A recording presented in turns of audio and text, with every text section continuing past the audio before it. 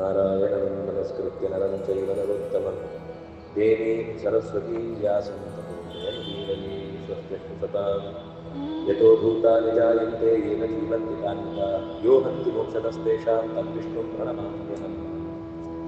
ಹಿಂದೆ ಎರಡು ಮುಖ್ಯವಾದ ಸಂಗತಿಗಳನ್ನು ನಿರೂಪಣೆ ಮಾಡಿದ್ದು. ಒಂದು, ಸೃಷ್ಟಿ ಅಂತ ಅನ್ನೋದು ಭಗವಂತನ ಒಂದು ಲೀಲಾ ವಿನೋದ.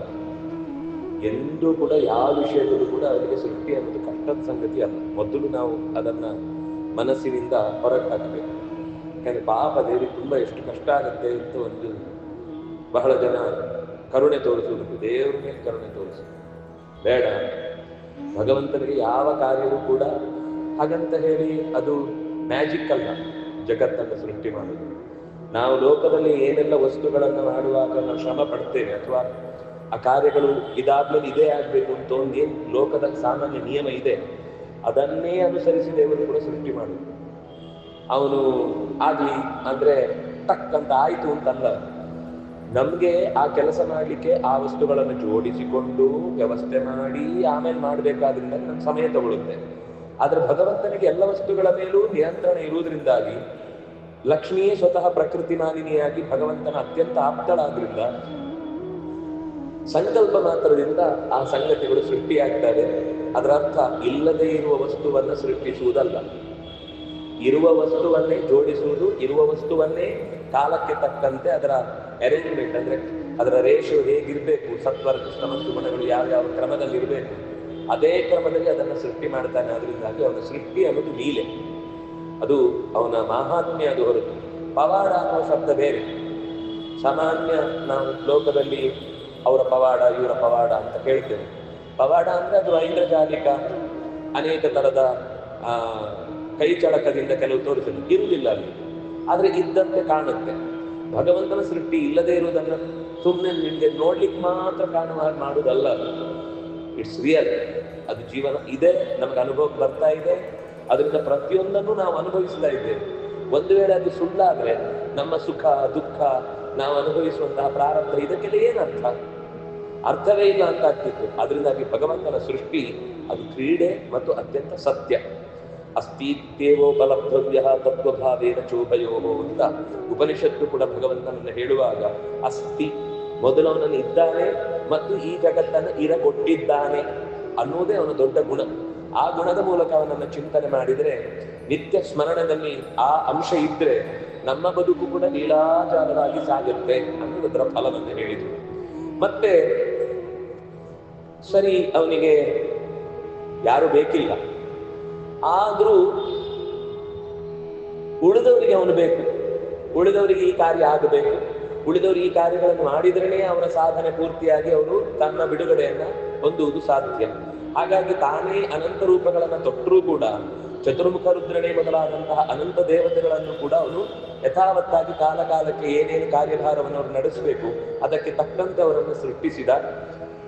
ಪ್ರಮುಖವಾಗಿ ದೇವರು ಎಲ್ಲೆಲ್ಲಿ ರೂಪ ತಗೊಂಡು ಅಲ್ಲಿ ಎಲ್ಲ ಅವಳು ಕೂಡ, ಲಕ್ಷ್ಮಿಯೂ ಕೂಡ ಒಂದೊಂದು ರೂಪದಿಂದ ನೆಲೆ ನಿಂತು ಭಗವಂತನ ಕಾರ್ಯಕ್ಕೆ ತಾನು ಹೆಗಲಾಗಿ ನಿಂತು. ಅಲ್ಲಿ ಪ್ರಧಾನವಾಗಿ ವಾಸುದೇವ ಮತ್ತು ಮಾಯಾ ಅನ್ನುವಂತಹ ದಂಪತಿಗಳಿಗೆ ಸ್ವತಃ ಮತ್ತೆ ಬ್ರಹ್ಮ ವಿಷ್ಣು ಮಹೇಶ್ವರರು ಹುಟ್ಟುತ್ತಾರೆ. ತಾನೇ ಒಂದು ರೂಪದಿಂದ ಹುಟ್ಟುತ್ತಾನೆ, ಚತುರ್ಮುಖನನ್ನ ಪಡೀತಾನೆ, ರುದ್ರದೇವನನ್ನು ಪಡೀತಾನೆ. ಇಲ್ಲಿ ಏನಾಯ್ತು, ವಾಸುದೇವ ಮತ್ತು ಮಾಯಾ ಅನ್ನುವ ಈ ಕಥೆಯ ಮಧ್ಯದಲ್ಲಿ ವಾಸುದೇವನನ್ನ ಡಿಲೀಟ್ ಮಾಡಿದ್ರು, ಮಾಯೆಯನ್ನು ಮಾತ್ರ ಇಟ್ಕೊಂಡು. ಸ್ವಲ್ಪ ಈ ತಂತ್ರ ಗ್ರಂಥಗಳಲ್ಲಿ ಮತ್ತು ದೇವಿ ಭಾಗವತದಲ್ಲಿ ಅಲ್ಲೆಲ್ಲ ಮಾಯೆಯಿಂದ ಅಂತಂದ್ರೆ ಅವಳು ಮೂಲ ಮಾಯೆ, ಆದಿಮಾಯೆ ಅಂತ ಅವ್ರು ಕರೆಯುವುದು. ಆ ಆದಿಮಾಯೆಯಿಂದಲೇ ಬ್ರಹ್ಮ ವಿಷ್ಣು ಮಹೇಶ್ವರರು ಹುಟ್ಟಿದ್ದಾದ್ರಿಂದಾಗಿ ಬ್ರಹ್ಮ ವಿಷ್ಣು ಮಹೇಶ್ವರರಿಗೆ ಮೂಲ ಅದು ಆದಿಮಾಯೆ. ಅದರಿಂದಾಗಿ ಅವಳ ಕಾಲ ಕೆಳಗಡೆ ಇರ್ತಾರೆ ಇವ್ರು 3 ಜನ ಬೇಡಿಕೊಂಡು. ಆ ಚಿತ್ರಗಳೆಲ್ಲ ಹಾಗೆ ಮಾಡ್ತಾರೆ. ಅದು ಲಲಿತಾ ಸಹಸ್ರನಾಮದಲ್ಲೂ ಹಾಗೆ ಒಂದು ಚಿತ್ರಣ ಇರುವ ಹೆಸರು ಇದೆ ದೇವರಿಗೆ, ಅಂದ್ರೆ ಲಕ್ಷ್ಮಿಗೆ. ಹಾಗೆ ಅದು ಅವರಿಗೆ ಗೊತ್ತಿಲ್ಲ ಅದು ವಾಸುದೇವನ ಮಡದಿಯಿಂದ. ವಾಸುದೇವನೇ ಇಚ್ಛೆ ಪಟ್ಟು ತಾನು ಮತ್ತೊಮ್ಮೆ ಮಗನಾಗಿ, ಮಾಯೆಗೆ ಇಷ್ಟ ಆಯ್ತು ದೇವರನ್ನ ಮಗನನ್ನಾಗಿಯೂ ಕಾಣಬೇಕು ಅಂತ. ನಿಜವಾಗಿ ಮದುವೆ ಕಾಲದಲ್ಲೂ ಒಂದು ಮಾತೇನಿದೆ ಅಂದ್ರೆ, ಗಂಡ 11ನೇ ಮಗು ಅಂತ ಒಂದು ಹೆಣ್ಣಿಗೆ. ದಶಾಸ್ಯ ಪುತ್ರಾನಾದೇಹಿ ಪತಿಂ ಏಕಾದಶಂ ಕೃತಿ, ಪತಿಯನ್ನ 11ನೇ ಮಗುವನ್ನಾಗಿ ನೀನು ನೋಡ್ಕೋ ಅಂತ. ಯಾಕೆಂದ್ರೆ 10 ಮಕ್ಕಳಾದ ಮೇಲೂ ಅವಳಿಗೆ ಈ ಮಗು ಕಮ್ಮಿ ಅಂತ ಅನಿಸುದೇ ಇಲ್ಲ, ಇದು ಪ್ರಧಾನವಾದ ಮಗು. ಹಾಗಾಗಿ ಭಗವಂತನನ್ನು ಹೆತ್ತು ನೋಡಬೇಕು ಅಂತ ಅವಳ ಬಯಕೆಗೆ ಭಗವಂತ ಅವಳ ಮಡಿಲಿನಲ್ಲೂ ಒಮ್ಮೆ ಹುಟ್ಟಿ ಬಂದ. ಹುಟ್ಟುವಾಗ ಜೊತೆಯಲ್ಲಿ ಚತುರ್ಮುಖ ರುದ್ರದೇವರು ಕೂಡ ಹುಟ್ಟಿದ್ರು ಅನ್ನುವ ಅಂಶವನ್ನ ಹೇಳಿ ಆ ನಂತರ ಅವರು ಸೃಷ್ಟಿ ಸ್ಥಿತಿ ಲಯ ಅಂತ 3 ಕಾರ್ಯಭಾರಗಳನ್ನು ಜೋಡಿಸಿಕೊಂಡ್ರು. ಇದರಿಂದ ಸೃಷ್ಟಿಯ ಪ್ರವೃತ್ತಿ ಮುಂದುವರಿಯಿತು ಅಂತ ಹೀಗೆ ಹೇಳಿ ಅಲ್ಲಿ ಜಯ ಅನ್ನುವವಳಲ್ಲಿ ಸಂಕರ್ಷಣನಲ್ಲಿ ತಾನು ಸೂತ್ರ ಅನ್ನುವ ಮಗನನ್ನ ಪಡೀತಾಳೆ. ಸೂತ್ರ ಅಂದ್ರೆ ಪ್ರಾಣದೇವನನ್ನ ಮಗನಾಗಿ ಪಡೀತಾಳೆ. ಮಧ್ಯದಲ್ಲಿ ಒಂದ್ಸರ್ತಿ ದೇವರು ನನಗೆ ಯಾರು ಬೇಡ ಅಂತ ತೋರಿಸ್ಲಿಕ್ಕೆ ಮಕ್ಕಳಿನಿಂದಲೇ ಚತುರ್ಮುಖನನ್ನ ಹೆತ್ತು ತೋರಿಸಿದ್ದು ಇದೆ. ಅದು ಯಾವಾಗ್ಲೂ ಹಾಗೆ ಹೇಳಬೇಕು ಅಂತೇನಿಲ್ಲ. ಒಂದ್ಸರ್ತಿ ಲಕ್ಷ್ಮೀದೇವಿ ತನ್ನ ಸೀಮಂತದಿಂದ ಅಂದ್ರೆ ನೆತ್ತಿಯ ಮಧ್ಯಭಾಗದಿಂದ ಚತುರ್ಮುಖನನ್ನ ಹೆತ್ತಿದ್ದಾಳೆ ಅಂತಿದೆ ವೇದದಲ್ಲಿ. ಹಾಗಾಗಿ ಒಮ್ಮೆ ಹೊಟ್ಟೆಯಲ್ಲೇ ಇಟ್ಕೊಂಡು ಹುಟ್ಟಿಸಿದ್ದಾಳೆ. ಪರಮಾತ್ಮನ ಹೊಟ್ಟೆಯಿಂದಲೇ ಒಮ್ಮೆ ಹುಟ್ಟಿದ್ದಾನೆ. ಹೀಗೆ ಹಲವು ಬಾರಿ ಸೃಷ್ಟಿಯಲ್ಲಿ ಚತುರ್ಮುಖ ಭಗವಂತನ ನೇರ ಮಗನಾಗಿ, ಲಕ್ಷ್ಮಿಯ ಮಗನಾಗಿ, ಇನ್ಯಾವುದೋ ಕಾರಣಗಳಲ್ಲಿ ಸೃಷ್ಟಿಯಾದ ಪ್ರಸಂಗಗಳನ್ನ ಅಲ್ಲಲ್ಲಿ ಹೇಳುತ್ತಾರೆ. ಆದ್ರಿಂದಾಗಿ ಇನ್ನು ಪ್ರದ್ಯುಮ್ನ ಕೃತಿದೇವಿಯಲ್ಲಿ ವಾಣಿ ಮತ್ತು ಭಾರತೀಯರನ್ನ ಮಕ್ಕಳನ್ನಾಗಿ ಪಡೆದದ್ದಿದೆ. ಹೀಗೆ ಒಂದು ಪ್ರವೃತ್ತಿಯಲ್ಲಿ ಪ್ರಧಾನವಾದ ಕುಟುಂಬ. ಲಕ್ಷ್ಮೀರ್ಯಸ್ಯ ಪರಿಗ್ರಹ ಕಮಲಭೂ ಯಸ್ಯ ಪ್ರಭೋ ಕಮಲಭೂ ಸೂನು ಗರುತ್ಮಾನ್ ರಥಃ ಪೌತ್ರ ಚಂದ್ರ ವಿಭೂಷಣ. ಇಷ್ಟು ಅವನ ಮೊದಲ ವಲಯ. ಅಷ್ಟಕ್ಕೂ ಬೇಕಿರುವಂತ ಎಲ್ಲವನ್ನು ಮೊದಲೊಂದು ಬಾರಿ ಕುಟುಂಬ ಅಂದ್ರೆ ಹೇಗಿರ್ಬೇಕು ಅಂತ ತೋರಿಸಿಕೊಟ್ಟವನು ಭಗವಂತ. ಅದರ ನಂತರ ಅದರ ಪರಿವಾರ ಬೆಳೀತಾ ಹೋಯಿತು. ಸರಿ, ಸೃಷ್ಟಿಯಾದ ಬಳಿಕ ಮಾಡಿದ್ದೇನೆ ಮೊದಲು ಭಗವಂತ. ಇವರನ್ನೆಲ್ಲ ತಂದು ಕೊಟ್ಟ ಮೇಲೆ ಜಗತ್ತಿನ ಸೃಷ್ಟಿ ಮಾಡಬೇಕು ಅಂದ್ರೆ ಮುಂದುವರಿಬೇಕಲ್ಲ, ಅದಕ್ಕೆ ಅವನಿಗೆ ತಿಳುವಳಿಕೆ ಬೇಕು. ತಿಳುವಳಿಕೆ ಇಲ್ಲದೆ ಏನ್ ಕೆಲಸ ಮಾಡ್ಲಿಕ್ಕಾಗತ್ತೆ? ಒಟ್ಟು ಮಾಡಿ ಅಂತ ಹೇಳಿದ್ರೆ ಹೇಗ್ ಮಾಡ್ಬೇಕು? ಕೋರ್ಸ್ ಮಾಡ್ತೀವಿ. ನಮಗೆ ಹೇಳಿಕೊಡದೆ ನೀವು ಹೀಗಾಗ್ಲಿಲ್ಲ ಸರಿಯಾಗ್ಲಿಲ್ಲ ಅಂತ ನೀವು ಬೈಬಾರ್ದು ನಾಳೆ. ಅದಕ್ಕೋಸ್ಕರ ದೇವರು ಒಂದು ಕೋರ್ಸ್ ಮಾಡಿ ಮೊದಲು ತೇನೇ ಬ್ರಹ್ಮ ಹೃದಯ ಆದಿ ಕವಯೇ, ಮೊದಲು ಸಕಲ ವೇದಗಳನ್ನು ಕೂಡ, ಯಾಕೆಂದ್ರೆ ತಿಳಿಬೇಕು ಅಂತ 4 ದಿಕ್ಕುಗಳಿಗೆ ದೃಷ್ಟಿ ಹಾಯಿಸಿದವರವರು. ಹಾಗಾಗಿ 4 ಮುಖಗಳಾಗಿ ಉಳಿಯಿತು. 4 ನೋಟಗಳಲ್ಲಿ 4 ವೇದಗಳನ್ನು ಸ್ವೀಕರಿಸುವ ಅತ್ಯಂತ ಹೆಚ್ಚಿನ ವಿದ್ಯಾಸಕ್ತಿ ಇತ್ತು. ಆದ್ರಿಂದ ಭಗವಂತ ಮೊದಲು ಚತುರ್ಮುಖನನ್ನೇ ಕೂಡಿಸಿಕೊಂಡು ಶಿಷ್ಯನನ್ನಾಗಿ ಸ್ವೀಕರಿಸಿ ಅವನಿಗೆ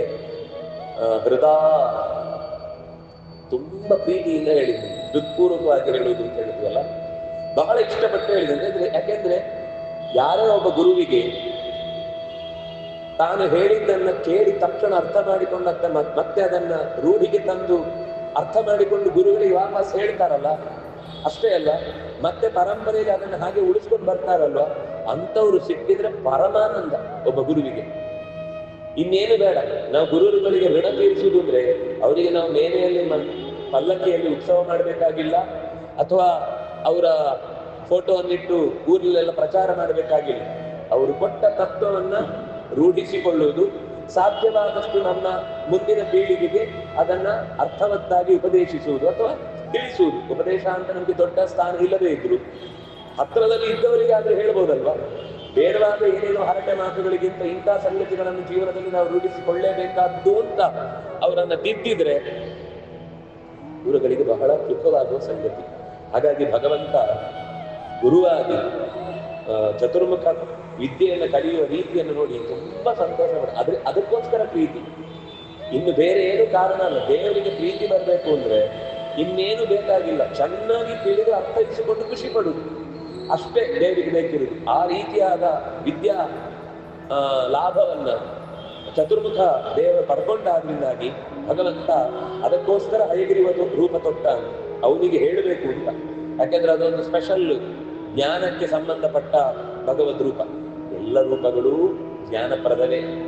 ನೀವು ಈ ಮಂತ್ರಗಳಲ್ಲಿ ನೋಡಿದ್ರೆ ಎಲ್ಲದರಲ್ಲೂ ಒಂದು ಜ್ಞಾನ ಮುದ್ರೆ ಇದ್ದೇ ಇರುತ್ತೆ. ಜ್ಞಾನ ಮುದ್ರೆ ಇಲ್ಲದೆ ಆಚಾರ್ಯರು ಕೊಟ್ಟ ರೂಪಗಳೇ ಇಲ್ಲ, ಬಹಳ ಕಮ್ಮಿ. ಯಾಕೆ ಜ್ಞಾನ ರೂಪ ಅಂದ್ರೆ ಉಳಿದದ್ದೆಲ್ಲ ಇದ್ದು ಕೂಡ ಜ್ಞಾನವೇ ಇಲ್ಲ ಅಂದ್ರೆ ಸಂಪತ್ತಿದ್ದು ವ್ಯರ್ಥ. ಯಾವುದೇ ಬೇಕಾದ್ರಲ್ಲಿ ಜ್ಞಾನ ಇಲ್ಲದೆ ಇದ್ರೆ ಅದು ವ್ಯರ್ಥ. ಹಾಗಾಗಿ ಭಗವಂತ ಹಯಗ್ರೀವ ರೂಪದಿಂದ ಬ್ರಹ್ಮನಿಗೆ ವೇದ ಮತ್ತು ವೇದಾಂಗಗಳು, ನೃತ್ಯ, ಯಜಸ್ಸು, ಸಾಮ, ಅಥರ್ವ, ಅದರ ಜೊತೆಗೆ ಶಿಕ್ಷಾ, ವ್ಯಾಕರಣ, ನಿರುಕ್ತ, ಛಂದಸ್ಸು, ಕಲ್ಪ, ಜ್ಯೋತಿಷ, ಅದಕ್ಕೆ ಸಂಬಂಧಪಟ್ಟದ್ದದು. ಈಗ ಜ್ಯೋತಿಷ್ಯ ಅಂದ್ರೆ ವೇದಕ್ಕೆ ಸಂಬಂಧವೇ ಗೊತ್ತಿಲ್ಲ ಯಾರಿಗೆ. ಅದು ವೇದಾಂಗ ಜ್ಯೋತಿಷ ಅಂತಿದೆ. ಈಗ ಫಲಭಾಗ ಮಾತ್ರ ಜ್ಯೋತಿಷ್ಯ ಆಗಿ ಉಳಿದಿದೆ. ನಿಮ್ಗೆ ಇಂಥ ಗ್ರಹಚಾರ ಇದೆ, ನಿಮ್ಗೆ ಇಂಥ ಸಮಸ್ಯೆ ಇದೆ, ನಿಮ್ಗೆ ಕಾಳರಾಮ ದೋಷ ಇದೆ, ನಿಮ್ಗೆ ಅದು ಕೂಡ ಅವರು ಏನಿಲ್ಲ ರೀ, ದೋಷ ಏನಿಲ್ಲ, ಮನೆಯಲ್ಲಿ ಒಂದು ನಿತ್ಯ ದೀಪ ಹಚ್ಚಿ ಗುರುಗಳಿಗೆ ನಮಸ್ಕಾರ ಮಾಡಿ ಬನ್ನಿ, ನಿಮ್ ಸಮಸ್ಯೆ ಪರಿಹಾರ ಆಗುತ್ತೆ ಅಂತ ಹೇಳಿ ಒಬ್ಬ ಜ್ಯೋತಿಷಿ. ಅದು ಎಂಥದ್ದು ಬರಲ್ಲ. ಸುಮ್ನೆ ದೀಪ ಹಚ್ಚಲಿಕ್ಕೆ ಇವ್ರ ಹತ್ರ ಕೇಳ್ಬೇಕಾ? ನಮ್ಗೆ ಗೊತ್ತಿಲ್ಲ, ಇವ್ರಿಗೆ ಏನು ಗೊತ್ತಿಲ್ಲ. ಅವ್ರಿಗೆ ಏನ್ ಹೇಳ್ಬೇಕು ಅಂದ್ರೆ ದೊಡ್ಡ ದೊಡ್ಡ ಶಬ್ದ ಹೇಳ್ಬೇಕು. ನಿಮ್ಗೆ ಶನಿ ಬೆನ್ನ ಮೇಲೆ ಹತ್ತಿ ಕೂತಿದ್ದಾನೆ, ತಲೆಯಿಂದ ಆಚೆಯಿಂದ ಎಲ್ಲ ಸುತ್ತೊಡೆದು ನಿಮ್ಮನ್ನ ಕೆಳಕ್ಕೆ ತಳ್ತಾ ಇದ್ದಾನೆ, ನೀವೀಗ ಇಂಥದ್ದು ಮಾಡಿದ್ರೆ ನಿಮ್ಗೆ ಅನಂತ. ಅವ್ರು ಇವ್ರು ಕರೆಕ್ಟ್ ಜ್ಯೋತಿಷಿಗಳು, ಇವ್ರು ಹೇಳಿದ್ರು ಸರಿ. ಯಾಕಂದ್ರೆ ನಾವು ಅಂಥದ್ದೇ ಕೇಳಿ ಕೇಳಿ ಕೇಳಿ ಹಾಗಾಗ್ಬಿಟ್ಟಿದೆ. ಆದ್ರೆ ನಿಜವಾಗಿ ಗುರು ಪ್ರೀತಿಯನ್ನ ಸಂಪಾದಿಸಿ, ಯಾಕಂದ್ರೆ ದೇವರು ಕೋಪ ಮಾಡಿಕೊಂಡ್ರೂ ಕೂಡ ಗುರುಗಳ ಇನ್ಫ್ಲೂಯೆನ್ಸ್ ಇಂದ ಸರಿ ಹೋಗ್ಬೋದು. ಆದ್ರೆ ಗುರುಗಳೇ ಸಿಗದೆ ನಾವು ಅವರಿಂದಲೇ ದೂರವಾದ್ರೆ ದೇವರು ಕೂಡ ನಮ್ಮನ್ನು ಕಾಪಾಡಲ್ಲ. ಆ ಕಾರಣಕ್ಕಾಗಿ ಗುರು ಸಂಗತಿಯನ್ನ ಬಹಳ ಶ್ರದ್ಧೆಯಿಂದ ತಿಳ್ಕೊಳ್ಬೇಕು ಅನ್ನೋದಕ್ಕೋಸ್ಕರ ಆ ವೇದದ ಪರಂಪರೆಯನ್ನೆಲ್ಲ ಹೇಳಿದ್ರು. ಸುಮಂತು, ಜೈಮಿನಿ, ಪೈಲ, ವೈಶಂಪಾಯನ, ಹೀಗೆ ಯಾರ್ಯಾರು ಆ ವೇದಗಳಿಗೆ ವಿಶೇಷವಾಗಿ ಮುಂದೆ ಪ್ರವರ್ತಕರಾಗಬೇಕು ಅದನ್ನೆಲ್ಲ ತಿಳಿಸಿದ್ರು. ಮುಖ್ಯವಾಗಿ ವೇದಗಳಲ್ಲಿ 4 ಭಾಗ ಇದೆ, ಅಂದ್ರೆ ಶಾಖೆಗಳಿವೆ. ಆದ್ರೆ ವೇದ 3 ವೇದ, 4 ಶಾಖೆ. 3 ವೇದ ಅಂದ್ರೆ ಏನು ಅಂದ್ರೆ ಹೇಳುವ ಸ್ಟೈಲ್. ಒಂದೋ ಹಾಡಿನ ಮೂಲಕ ಹೇಳಬೇಕು, ಒಂದೋ ಗದ್ಯದ ಮೂಲಕ ಹೇಳಬೇಕು, ಅಂದ್ರೆ ಪ್ರಬಂಧ ರೂಪದಲ್ಲಿ. ಇಲ್ಲ ಅದೆರಡನ್ನೂ ಮೀರಿ ಗಾನ ಮಾಡಬೇಕು, ಸಂಗೀತದಲ್ಲಿ ಹೇಳಬೇಕು. ಇದು ಬಿಟ್ಟು 4ನೇ ಒಂದು ರೀತಿಯಲ್ಲಿ ಒಂದು ಶಬ್ದವನ್ನ ನಾವು ಪ್ರಯೋಗ ಮಾಡ್ಲಿಕ್ಕೆ ಸಾಧ್ಯ ಇಲ್ಲ. ಇದು ಬಿಟ್ಟು ಇನ್ನೇನಾದ್ರೂ ಒಂದಿದ್ರೆ ಹೇಳಿ. ಹಾಗಾದ್ರೆ 4 ವೇದ ಅಂತ ಯಾಕೆ ಹೇಳ್ತಾರೆ? 4 ವೇದ ಅನ್ನೋದು ಈ ಮಧ್ಯದಲ್ಲಿ ಒಂದು ಮನ್ವಂತರದಲ್ಲಿ ಪರಮಾತ್ಮನಿಗೆ ಮೊದಲ ಮಗನಾಗಿ ಅಥರ್ವ ಹುಟ್ಟುತ್ತಾನೆ. ಅಥರ್ವಾಯ ಜ್ಯೇಷ್ಠಾಯ ಪ್ರಾಹ. ಪ್ರತಿ ಸರ್ತಿ ದೇವರಿಗೆ ಚತುರ್ಮುಖನಿಗೆ ಹೇಳಿದ್ದಲ್ಲ, ಒಂದು ಸರ್ತಿ ದೇವರ ವಿಶೇಷವಾದ ಉಪಾಸನೆ ಮಾಡಿ ಅಥರ್ವ ಮಗನಾಗಿ ಹುಟ್ಟಿದ. ಅಥರ್ವ ಮಗನಾಗಿ ಹುಟ್ಟಿದಾಗ ದೇವರು ಎಲ್ಲ ವಿದ್ಯೆಯನ್ನು ಅವನಿತ್ರ ಕೊಟ್ಟರು. ಅವನು ಅದನ್ನು ಬಹಳ ಶ್ರದ್ಧೆಯಿಂದ ತಾನೇ ಒಂದು ಪ್ರತ್ಯೇಕ ಶಾಖೆಯಾಗಿ ಅದನ್ನ, ಅಂದ್ರೆ ಋಗ್ವೇದದಲ್ಲಿ ಯಜುರ್ವೇದದಲ್ಲಿ ಇರುವ ಮಂತ್ರಗಳೇ ಇನ್ನೂ ಕೆಲವು ವಿಶೇಷ ತನ್ನ ದೃಷ್ಟಿಗೋಚರವಾದಂತಹ ಮಂತ್ರಗಳನ್ನು ಸೇರಿಸಿ ಒಂದು ಪ್ರತ್ಯೇಕವಾದ ವಿಭಾಗ ಮಾಡಿ ವೇದ ಅಂತ ಕೊಟ್ಟ. ಅವನ ನೆನಪಿಗೋಸ್ಕರ, ಆ ಜ್ಞಾನವನ್ನ ಕೊಟ್ಟ ಮೂಲ ವ್ಯಕ್ತಿಯನ್ನ ನಾವು ಮರೀಬಾರದು ಅನ್ನೋದಕ್ಕೋಸ್ಕರ ಅದೊಂದು ಪ್ರತ್ಯೇಕ ಶಾಖೆಯಾಗಿ ಬಂದು ಋಕ್ಕಿನ ಜೊತೆಗೆ, ಯಜಸ್ಸಿನ ಜೊತೆಗೆ, ಸಾಮದ ಜೊತೆಗೆ ಅದನ್ನು ಅಥರ್ವ ಶಾಖೆ ಅಂತ ಬಿಡಿಸಿಕೊಟ್ರು. ವಸ್ತುತಃ ವೇದಗಳು 3, ಆದ್ರೆ ಆ ವೇದಗಳಲ್ಲಿ ಒಬ್ಬ ಪ್ರತ್ಯೇಕವಾಗಿ ಆ ಮಂತ್ರವನ್ನು ಮತ್ತೆ ಕಂಡು ಲೋಕಕ್ಕೆ ತನ್ನ ಒಂದು ದಿವ್ಯವಾದ ತ್ಯಾಗದಿಂದ ಲೋಕಕ್ಕೆ ಒದಗಿಸಿದಲ್ವಾ, ಅದಕ್ಕೋಸ್ಕರ. ಯಾಕೆಂದ್ರೆ ಅದ್ರಲ್ಲಿ ಕೆಲವು ವಿಶೇಷವಾದ ರಕ್ಷಕ ಮಂತ್ರಗಳಿವೆ. ನಮ್ಮನ್ನು ನಾವು ರಕ್ಷಿಸಿಕೊಳ್ಳಿಕ್ಕೆ, ರಾಷ್ಟ್ರವನ್ನು ರಕ್ಷಿಸಲಿಕ್ಕೆ, ಅನರ್ಥಗಳನ್ನು ಪರಿಹರಿಸಲಿಕ್ಕೆ, ದುಷ್ಕೃತ್ಯಗಳನ್ನು ದೂರೀಕರಣಗೊಳಿಸಲಿಕ್ಕೆ ಎಲ್ಲ. ಅದೇನಾಗಿದೆ ಅಂದ್ರೆ ಈಗ ಅಥರ್ವ ವೇದ ಅಂದ್ರೆ ಒಂಥರ ಅವರು ತುಂಬಾ ಅಥರ್ವರಿ ಅಂದ್ರೆ ಒಂಥರ ಈ ಮಾಟ ಮಂತ್ರ ಇತ್ಯಾದಿಗಳನ್ನು ಮಾಡುವವರು ಅಂತ ಅನ್ನೋ ತರ ಅದಕ್ಕೊಂದು ರೂಪ ಕೊಟ್ಟಿದ್ದಾರೆ. ವಸ್ತುತಃ ವೇದ ಅನ್ನೋದು ರಕ್ಷಣೆಗೋಸ್ಕರ ಇರುವಂತದ್ದು. ಅದರಲ್ಲಿ ಕೆಟ್ಟ ವೇದ ಒಳ್ಳೆ ವೇದ ಅಂತ ಎರಡಿಲ್ಲ. ವೇದ ಎಲ್ಲವೂ ಒಳ್ಳೇದೇ. ಹಾಗೆ ಇಂಟೆನ್ಷನ್ ತಪ್ಪಾದ್ರೆ ಗಾಯತ್ರಿಯಿಂದಲೂ ಹಾಳು ಮಾಡ್ಬೋದು. ಅದೇ ನಮ್ಮ ಮನಸ್ಸಲ್ಲಿ ಇರುವುದು. ಈಗ ಚಾಕು ಅದು ಒಳ್ಳೇದೋ ಕೆಟ್ಟದೋ ಕೇಳಿದ್ರೆ ಅದು ಒಳ್ಳೇದು ಅಲ್ಲ ಕೆಟ್ಟದು ಅಲ್ಲ. ಕಳ್ಳನ ಕೈಯಲ್ಲಿ ಸಿಕ್ಕಿದ್ರು ಹೊಟ್ಟೆ ಕುಯ್ತಾನೆ, ಡಾಕ್ಟರ್ ಕೈಯಲ್ಲಿ ಸಿಕ್ಕಿದ್ರೆ ಅವನು ಹೊಟ್ಟೆ ಕುಯ್ತಾನೆ. ಆದ್ರೆ ಕಳ್ಳ ಕೊಯ್ದ್ರೆ ಬದುಕಲ್ಲ ಅವನು ಮತ್ತೆ. ಆದ್ರೆ ಡಾಕ್ಟರ್ ಕೊಯ್ದ್ರೆ ಅವನ ಜೀವ ಉಳಿಸ್ತಾನೆ. ಅದರಿಂದಾಗಿ ಯಾರ ಉದ್ದೇಶ ಏನಿದೆ ಅನ್ನೋದ್ರ ಮೇಲೆ ಆ ವಸ್ತು ಒಳ್ಳೇದೋ ಕೆಟ್ಟದೋ ಅಂತ ನಿರ್ಧಾರ ಆಗುತ್ತೆ. ಹಾಗೆಯೇ ವೇದಗಳನ್ನು ಕೂಡ ದುರುಪಯೋಗ ಪಡಿಸಿಕೊಳ್ಳುವಂತಹ ಒಂದು ದುಸ್ಥಿತಿಯನ್ನು ನೋಡಿಯೇ ಭಗವಂತ ಬುದ್ಧನಾಗಿ, ಯಾಕೆಂದ್ರೆ ಒಂದು ಕಾಲದಲ್ಲಿ ರಾಕ್ಷಸರಾಗಿ ಬಂದವರು ಆಮೇಲೆ ಕ್ಷಾತ್ರ ತೇಜಸ್ಸಿನಲ್ಲಿ ಹುಟ್ಟಿದ್ರು. ಆಗ ಪರಶುರಾಮ ಬಂದವರನ್ನು ನಷ್ಟಗೊಳಿಸಿದ. ಮೊದಲು ವರಾಹನಾಗಿ, ನೃಸಿಂಹನಾಗಿ, ವಾಮನನಾಗಿ ಆ ದುಷ್ಟ ರೂಪಗಳ ದುಷ್ಟ ರಾಕ್ಷಸರನ್ನೆಲ್ಲ ಸಂಹಾರ ಮಾಡಿದ. ಆದ್ರೆ ಅವರೇನಂತೆ ಕ್ಷತ್ರಿಯರಾಗಿ ಒಂದು ಭೂಮಿಯನ್ನು ಆಳುವ ರೂಪದಲ್ಲಿ ಜನರನ್ನ, ನೆತ್ತರನ್ನ ಹೀರುವ ಪ್ರಸಂಗ ಬಂದಾಗ ಪರಶುರಾಮನಾಗಿ ಅವರನ್ನ ಕೊಂದ.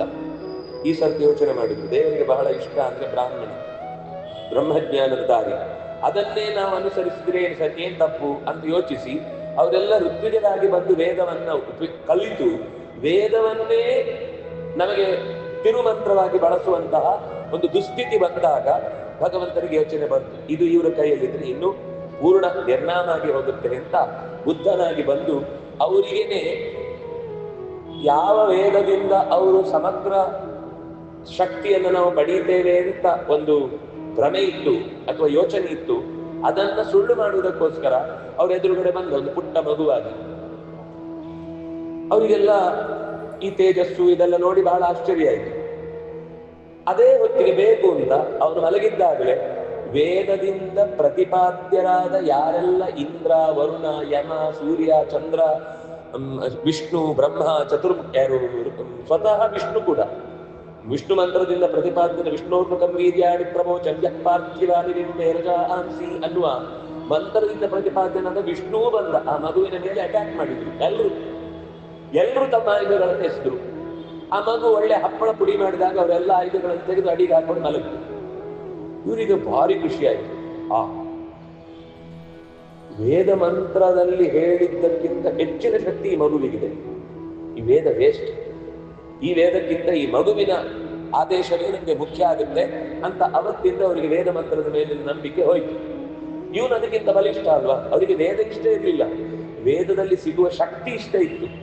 ಅದಕ್ಕೋಸ್ಕರ ಅದನ್ನು ಆಧರಿಸಿದ್ರು. ಆದ್ರೆ ಅದಕ್ಕಿಂತ ಶಕ್ತಿವಂತನಾದ ಒಬ್ಬ ಮಗು ಸಿಕ್ಕಿತ್ತಲ್ವಾ, ಇವನು ಹೇಳಿದ್ದೆ ನಮ್ಗೆ ಗುರು, ಇವನನ್ನೇ ಗುರು ಅಂತ ಸ್ವೀಕಾರ ಮಾಡಿದ್ದೇವೆ ಅಂತ ಬೊಬ್ಬೆ ಹೊಡೆದ್ರು.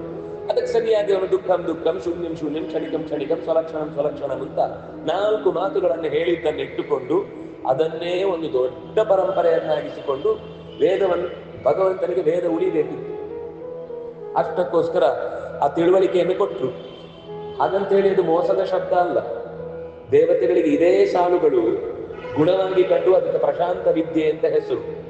ಯಾರಿಗೆ ಯಾವ ತರದ ದೃಷ್ಟಿಕೋನ ಇರುತ್ತೋ ಅವರಿಗೆ ಅರ್ಥ ಕಾಣುತ್ತೆ. ಭಗವಂತ ಮೋಸ ಮಾಡಲಿಲ್ಲ. ಬುದ್ಧನನ್ನು ಯಾವ ಕಾರಣಕ್ಕೂ ನಾವು ಮೋಸ ಅಂತ ಹೇಳಬಾರ್ದು, ಅನ್ಯಾಯ ಮಾಡಿದ ಅಂತ ಹೇಳಬಾರ್ದು. ಬುದ್ಧೇ ಅತಿ ವಿಪ್ರಲಂಬಕತ್ವ ನವಾಚ್ಯಂ ಸ್ಪಷ್ಟವಾಗಿ ತ್ರಿವಿಕ್ರಮ ಪಂಡಿತರು ಹೇಳ್ತಾರೆ. ಮೋಹ ರೂಪ ಅಂದ್ರೆ ಮೋಸ ಮಾಡಿದ ಅನ್ನುವ ಅರ್ಥ ಅಲ್ಲ. ಅವರಿಗೆ ಮೋಹ ಬಂತು, ದೇವರು ಮೋಹ ಮಾಡಿದ್ದಲ್ಲ. ಅವರಿಗೆ ಮೋಹ ಬಂತು. ಯಾಕೆಂದ್ರೆ ಅವರಿಗೆ ಬೇಕಿರಲಿಲ್ಲ ದೇವರು. ಅವರಿಗೆ ಬೇಕಿದ್ದಿದ್ದೇ ತಾವು ಏನ್ ಅನ್ಕೊಂಡಿದ್ರು ಅದು ವೇದದಲ್ಲಿ ಹುಡುಕ್ತಾ ಇದ್ರು. ಅದಕ್ಕೆ ಸರಿಯಾಗಿ ಇವರು ಶೂನ್ಯ ಅಂತ ಹೇಳಿದ್ರ ಖುಷಿಯಾಯ್ತು. ಜಗತ್ತು ಶೂನ್ಯ. ಅಲ್ಲಿ ಏನ್ ಹೇಳಿದ್ದು, ದೇವ್ರು ಏನ್ ಹೇಳಿದ್ದು ಶೂನ್ಯ ಶಬ್ದಕ್ಕೆ? ನಾವು ಉಪಾಸನೆ ಮಾಡಬೇಕಾದ ಒಂದು ಅಪರೂಪದ ನಾಮಗಳಲ್ಲಿ ಅದು ಒಂದು ಶೂನ್ಯ ಅನ್ನು. ಶಮ್ ಅಂದ್ರೆ ಆನಂದ ಅಂತ ಅರ್ಥ, ಊನ ಅಂದ್ರೆ ಕಮ್ಮಿ ಅಂತ ಅರ್ಥ, ಶೂನರು ಅಂದ್ರೆ ನಾವು, ಅಂದ್ರೆ ಆನಂದ ಕಮ್ಮಿ ಉಳ್ಳಂತ ಜೀವರಾಶಿಗಳು. ಈ ಜೀವರಾಶಿಗಳನ್ನ ನಿಯಮನ ಮಾಡ್ತಾನೆ. ಆದ್ರಿಂದಾಗಿ ಶೂನ್ಯ ಅದು ದೇವರ ಹೆಸರದು. ಕಷ್ಟದಲ್ಲಿರುವಂತಹ, ದುಃಖದಲ್ಲಿರುವಂತಹ, ಜ್ಞಾನ ಕಮ್ಮಿ ಇರುವಂತಹ, ಆನಂದ ಕಮ್ಮಿ ಇರುವಂತಹ ಜೀವರಾಶಿಗಳಿಗೆಲ್ಲ ನಿಯತವಾಗಿ ಅಂದ್ರೆ ತಪ್ಪಿಸದೆ ಅಂತ ಅರ್ಥ. ತಪ್ಪಿಸದೆ ರಕ್ಷಣೆ ಕೊಡುವಂತಹ ವ್ಯಕ್ತಿ ಭಗವಂತ. ಆದ್ರಿಂದ ಅವರಿಗೆ ಶೂನ್ಯ ಅಂತ ಹೆಸರು. ಅವರಿಗೆ ಆ ಶೂನ್ಯ ಅರ್ಥ ಆಗಲಿಲ್ಲ. ಅವರಿಗೆ ಶೂನ್ಯ ಅಂದ್ರೆ ಶೂನ್ಯ ಅಂತ ಅರ್ಥ ಆಗಿದೆ. ಏನಿಲ್ಲ, ಜಗತ್ತು ಬರೀ ಸುಳ್ಳು. ಹಾಗೆ ಎಲ್ಲದಕ್ಕೂ ಬೇರೆ ಒಂದು ಅರ್ಥ ಇದೆ, ಆದ್ರೆ ಅವರಿಗೆ ಅದು ಅರ್ಥ ಆಗಲಿ. ಅದು ದೇವತೆಗಳಿಗೆ ಮಾತ್ರ ಭಗವಂತ ಉಪದೇಶ ಮಾಡಿದ. ಆ ಮೂಲಕ ಜ್ಞಾನದ ಪರಂಪರೆ ಹರಿದು ಬಂತು. ಹಾಗಾಗಿ 4 ವೇದಗಳು ಅಂತಂದಾಗ ಅದರಲ್ಲಿ ಅಥರ್ವ ವೇದವು ಕೂಡ ಅತ್ಯಂತ ಭಗವನ್ಮಯವಾದಂತಹ ಚಿಂತನೆಗಳನ್ನು ನಮಗೆ ಕೊಡುವಂತಹ ಮಂತ್ರಗಳು. ನೀವು ಹಾಗೆ ನೋಡಿದ್ರೆ ನಮಗೆ ವಾಯುಸ್ತುತಿಯಲ್ಲಿ ಬರುವಂತಹ ಹೆಚ್ಚಿನ ಸ್ತುತಿಗಳೇನಿದೆ ಅದರಲ್ಲಿ ಬರುವ ಮಂತ್ರದ ಈ ಉಪಾಸನೆಗಳೆಲ್ಲ ಬರುವುದು ಅಥರ್ವ ಮಂತ್ರದ್ದು. ನಾವು ಮಾತರಿಶ್ವಂತಿ ತರತರು ಭ್ರಾತರಿಷ್ಟಾಬ್ದ ಬಂಧು ಅಂತ ಏನು ಹೇಳ್ತೇವೆ, ಅದು ಅಥರ್ವ ಮಂತ್ರದಲ್ಲಿರುವ ಪ್ರಾಣಸೂಕ್ತದ ಸಾಲುಗಳನ್ನೆಲ್ಲ. ಪ್ರಾಣದೇವರ ಮಹಿಮೆಯನ್ನ ಬಹುಶಃ ವಾಯುಸ್ತುತಿಯಲ್ಲಿ ಹೇಳಿದ ಹಾಗೆ ಇನ್ನೆಲ್ಲಿ ಹುಡುಕಿದ್ರೂ ಸಿಗಲ್ಲ. ಅದು ಕೇವಲ ಅವರಿಗೆ ಖುಷಿಯಾಗಿ ಹೇಳಿದ್ದು ಮಾತ್ರ ಅಲ್ಲ. ಅದು ಋಕ್, ಯಜಸ್ಸು, ಸಾಮ, ಅಥರ್ವ, ಆರಣ್ಯಕ, ಬ್ರಾಹ್ಮಣ, ಸಂಹಿತ, ಉಪನಿಷತ್ತು ಎಲ್ಲಿ ಪ್ರಾಣದೇವರ ಮಹಿಮೆಯನ್ನ ವೇದ ಘೋಷ ಮಾಡಿದೆ, ಅದೆಲ್ಲ ಘೋಷಿಸಿದ ಸಂಗತಿಯನ್ನ ಒಟ್ಟಿಗೆ ಸಂಗ್ರಹಿಸಿಕೊಟ್ಟ ಕೀರ್ತಿ ಅದು ತ್ರಿವಿಕ್ರಮ ಪಂಡಿತರದ್ದು. ಹಾಗಾಗಿ ಅದು ಮಂತ್ರ ತುಲ್ಯ ಅಂತ ಹೇಳುದು. ಸುಮ್ಮನೆ ಅದು ಅವ್ರು ಸ್ತೋತ್ರ ಮಾಡಿದ್ರು, ಚೆನ್ನಾಗಿತ್ತು, ಖುಷಿ ಆಯ್ತು, ಅವರಿಗೆ ತಮ್ಗೊಂದೇನು ವಿದ್ಯೆ ಕೊಟ್ಟರು, ಆ ಗುರುಗಳಿಗೆ ಒಂದು ಥ್ಯಾಂಕ್ಸ್ ಹೇಳಬೇಕು ಅಂತ ಮಾತ್ರ ಬರೆದದ್ದಲ್ಲ. ಯಾರೆಲ್ಲ ಮುಂದೆ ಪ್ರಾಣದೇವರ ಉಪಾಸನೆ ಇಲ್ಲದೆ ಅವರಿಗೆ ಗತಿ ಇಲ್ಲ ಅಂತಾಗುತ್ತೋ ಅಂಥವರಿಗೆ ಶಾಸ್ತ್ರವನ್ನ ಹುಡುಕಿ ಉಪಾಸನೆ ಮಾಡ್ಲಿಕ್ಕೆ ಆಗಲ್ಲ. ಕಾಲವೇ ಕಮ್ಮಿ, ಬುದ್ಧಿಮತ್ತೂ ಕಮ್ಮಿ, ಸಮಯ ನಮಗೆ ಯಾರಾದ್ರೂ ಹೇಳಿದ್ರೆ ಅರ್ಥವೂ ಆಗಲ್ಲ. ದಡ್ಡ ಅಂದ್ರೆ ಮೂಢ ಅಂದ್ರೆ ಏನು ಅಂದ್ರೆ ಇನ್ನೊಬ್ರು ಹೇಳಿದ ಅರ್ಥ ಆಗಲ್ಲ, ಸ್ವಂತ ಬುದ್ಧಿ ಇಲ್ಲ ಅಂತವ್ರನ್ನ ಹೇಗೆ ಉದ್ಧಾರ ಮಾಡುವುದು? ಸ್ವತಃ ಓದಿ ಹುಡುಕಿ ತಿಳ್ಕೊಳ್ಳುವಷ್ಟು ಎಚ್ಚರ ಇಲ್ಲದೆ ಇದ್ದಾಗ ಸುಲಭ ಮಾಡಿಕೊಡ್ಲಿಕ್ಕೋಸ್ಕರ ತ್ರಿವಿಕ್ರಮ ಪಂಡಿತರು ವಾಯುಸ್ತುತಿ ಅಂತ ಅದನ್ನ ರಚನೆ ಮಾಡಿ ಕೊಟ್ಟರು. ಹಾಗೆ ಪ್ರಾಣದೇವರ ಮಹಿಮೆ ಗೊತ್ತಾಗುವುದು ಕೂಡ ನಮಗೆ ಅಥರ್ವ ಮಂತ್ರದ ಸಂಗತಿಗಳೇ. ಇನ್ನು ವೇದಾಂಗಗಳು, ಶಿಕ್ಷಾ ಅಂತ ಅದರಲ್ಲಿ ಮೊದಲನೇದು. ಶಿಕ್ಷಾ ಅಂದ್ರೆ ವೇದದ ಸ್ವರದ ಉಚ್ಚಾರಣೆಯನ್ನು ಮಾಡುವ ಕ್ರಮ ಹೇಗೆ ಅಂತ. ಹೇಗದನ್ನ ದೀರ್ಘ ಹೇಳಬೇಕಾ, ಹ್ರಸ್ವ ಹೇಳಬೇಕಾ, ರಂಗಸ್ವರ ಹೇಳಬೇಕಾ, ಅನುಸ್ವಾರ ಹೇಳಬೇಕಾ, ಅದಕ್ಕೆ ಯಾವ ತರದಲ್ಲಿ ಅದು ಸ್ವರಿತ ಅಂದ್ರೆ ಎಷ್ಟು ದೀರ್ಘ ಸ್ವರ ಹೇಳಿಬೇಕು, ಎಲ್ಲಿ ಅನುದಾತ್ತ ಬರಬೇಕು, ಉದಾತ್ತದ ನಂತರ ಬಂದ್ರೆ ಏನರ್ಥ, ಇದೆಲ್ಲ ನಮಗೆ ಪ್ರತಿಯೊಂದು ವೇದಕ್ಕೂ, ಋಗ್ವೇದಕ್ಕೆ ಬೇರೆ ಶಿಕ್ಷಾ ಇದೆ, ಯಜುರ್ವೇದಕ್ಕೆ ಬೇರೆ ಶಿಕ್ಷಾ ಇದೆ, ಸಾಮವೇದಕ್ಕೂ ಬೇರೆ, ಅಥರ್ವಕ್ಕೂ ಬೇರೆ. ಇದು ಒಂದು ರೀತಿ ಫೋನೆಟಿಕ್ಸ್ ಅಂತ ಹೇಳ್ಬೋದು. ಶಿಕ್ಷಾ ಅಂದ್ರೆ ಒಂದು ಮಂತ್ರವನ್ನು ಉಚ್ಚರಿಸಬೇಕಾದ ಕ್ರಮ ಏನು ಅಂತ ತಿಳಿಸುವಂತಹ ಫೋನೆಟಿಕ್ಸ್. ವ್ಯಾಕರಣ ಅಂದ್ರೆ ಗೊತ್ತು, ಶಬ್ದದ ರೂಪಗಳಲ್ಲಿ ಆಗಬಹುದಾದ ದೋಷಗಳನ್ನು ಪರಿಹರಿಸಿ ಸ್ಪಷ್ಟವಾಗಿ, ಶುದ್ಧವಾಗಿ, ಸ್ಫುಟವಾಗಿ, ತಪ್ಪಿಲ್ಲದಂತೆ ಹೇಳುವ ಗ್ರಾಮರ್, ಅದನ್ನ ವ್ಯಾಕರಣ ಅಂತ ಕರೀತೇವೆ. ವೇದಕ್ಕೇನೆ ಪ್ರತ್ಯೇಕವಾದ ವ್ಯಾಕರಣ ಇದೆ. ನಾವು ಇವತ್ತು ಭಾಷೆಯಲ್ಲಿ ಲೋಕದ ಭಾಷೆಯಲ್ಲಿ ಬಳಸುವ ಪಾಣಿನಿಯ ವ್ಯಾಕರಣ ಮಾತ್ರ ಅಲ್ಲ, ಅವನ ಹಿಂದೆ ನೂರಾರು ಜನ ಇದ್ರು ವ್ಯಾಕರಣಕಾರರು. ಅದೆಲ್ಲ ಓದ್ಲಿಕ್ಕೆ ಕಷ್ಟ ಆಗುತ್ತೆ ಅಂತ ಸಂಗ್ರಹ ಮಾಡಿ ಅವರದ್ದೇ ಸಾರವನ್ನ ವಿಶೇಷವಾಗಿ ನಮಗೆ ಬಿಡಿಸಿಕೊಟ್ಟದ್ದು, ತಿಳಿಸಿಕೊಟ್ಟದ್ದು ಪಾಣಿನಿ ಮಹರ್ಷಿ. ಆದ್ರೆ ಪಾಣಿನಿ ಬರೆದದ್ದನ್ನು ಯೋಚನೆ ಮಾಡಿ ವೇದದಲ್ಲಿ ಮಂತ್ರ ತಿದ್ಲಿಕ್ಕೆ ಹೋಗುದಲ್ಲ. ಪಾಣಿನಿ ವ್ಯಾಕರಣವನ್ನು ತಲೆಯಲ್ಲಿ ಇಟ್ಟುಕೊಂಡು ವ್ಯಾಸರ ಮಹಾಭಾರತ ತಿದ್ದುದಲ್ಲ. ಯಾಕೆಂದ್ರೆ ವ್ಯಾಸರು ಮೊದಲು ಬಂದವರು, ಪಾಣಿನಿ ಬಳಿಕ ಬಂದವರು. ಹಾಗಾಗಿ ಬಳಿಕ ಬಂದವರು ಮೊದಲು ಬಂದ ವಾಕ್ಯಗಳಿಗೆ ಸರಿಯಾದ ತನ್ನ ವ್ಯಾಕರಣದ ನಿಯಮಗಳನ್ನು ಸೂಚಿಸಬೇಕು ಹೊರತು ನಂತರ ಬಂದವರ ವಾಕ್ಯದಿಂದ ವ್ಯಾಸರನ್ನೇ ತಿದ್ದುವಂತ ಮಹಾಮಹಿಮರೆಲ್ಲ ಈ ದೇಶದಲ್ಲಿ ಬಂದು ಹೋಗಿದ್ದಾರೆ. ಹಾಗಾಗಿ ವ್ಯಾಸರು ಸ್ವತಃ ಅವರೇ ವ್ಯಾಕರಣ ಕೊಟ್ಟಿದ್ದಾರೆ. ಅದಕ್ಕೆ ಮಹಾವ್ಯಾಕರಣ ಬೋಧಿ ಮಂಥಮಾನಸ ಮಂದರಂ ಕವಯಂತಂದ್ರಾಕೀರ್ತ್ಯ ಹನುಮಂತ ಮುಪಾಸ್ಮಹೇ. ಹನುಮಂತ ಮಹಾವ್ಯಾಕರಣದಲ್ಲಿ ಅತ್ಯಂತ ಪಂಡಿತರು. ಅದರ ಸಾಲುಗಳನ್ನ ಆಚಾರ್ಯರು ಸರ್ವಮೂಲದಲ್ಲೂ ಬೇರೆ ಬೇರೆ ಬೇರೆ ಕಡೆಗಳಲ್ಲಿ ಸಂದರ್ಭ ಬಂದಲ್ಲೆಲ್ಲ ಮೂಲ ಸೂತ್ರಗಳನ್ನು ಕೊಟ್ಟಿದ್ದಾರೆ. ಸಪ್ತ ಸುಪ್ರಥಮ ಅಂತ ಒಂದಿದೆ, ಎಲ್ಲಾ ವಿಭಕ್ತಿಗಳಿಗೂ ಪ್ರಥಮ ವಿಭಕ್ತಿಯನ್ನು ಹಾಕಿ ಹೇಳ್ಬಹುದು ಅಂತ. ಈಗ ನೀರು ಉಳಿಸಿ, ವಸ್ತುತಃ ನೀರು ಉಳಿಸಿ ಅಂದ್ರೆ ಅರ್ಥ ಏನು? ನೀರನ್ನು ಉಳಿಸಿ. ಅದ್ರ ದ್ವಿತೀಯ ಹೇಳಲ್ಲ, ನೀರು ಉಳಿಸಿ. ಕಾಡು ಬೆಳೆಸಿ, ಕಾಡು ಬೆಳೆಸಿ ಅಂತ ಅರ್ಥ ಅಲ್ಲ, ಕಾಡನ್ನು ಬೆಳೆಸಿ. ಅದ್ರ ದ್ವಿತೀಯವನ್ನು ಪ್ರಥಮವೇ ಹೇಳುತ್ತೆ. ಹೀಗೆ ನಮ್ಮ ಭಾಷೆಯಲ್ಲೇ ಅದು ವ್ಯಾಕರಣದ ಬಂದ ಮೇಲೆ ಬಂದದ್ದಲ್ಲ. ನಮ್ಮ ಭಾಷೆಯಲ್ಲಿ ಅಂತ ಪ್ರಯೋಗಗಳು ಇರುವುದನ್ನ ಅವರು ಸೂತ್ರದ ಮೂಲಕ ನಿರೂಪಣೆ ಮಾಡಿ ಕೊಟ್ರು. ಇದು ತುಂಬಾ ಇದೆ.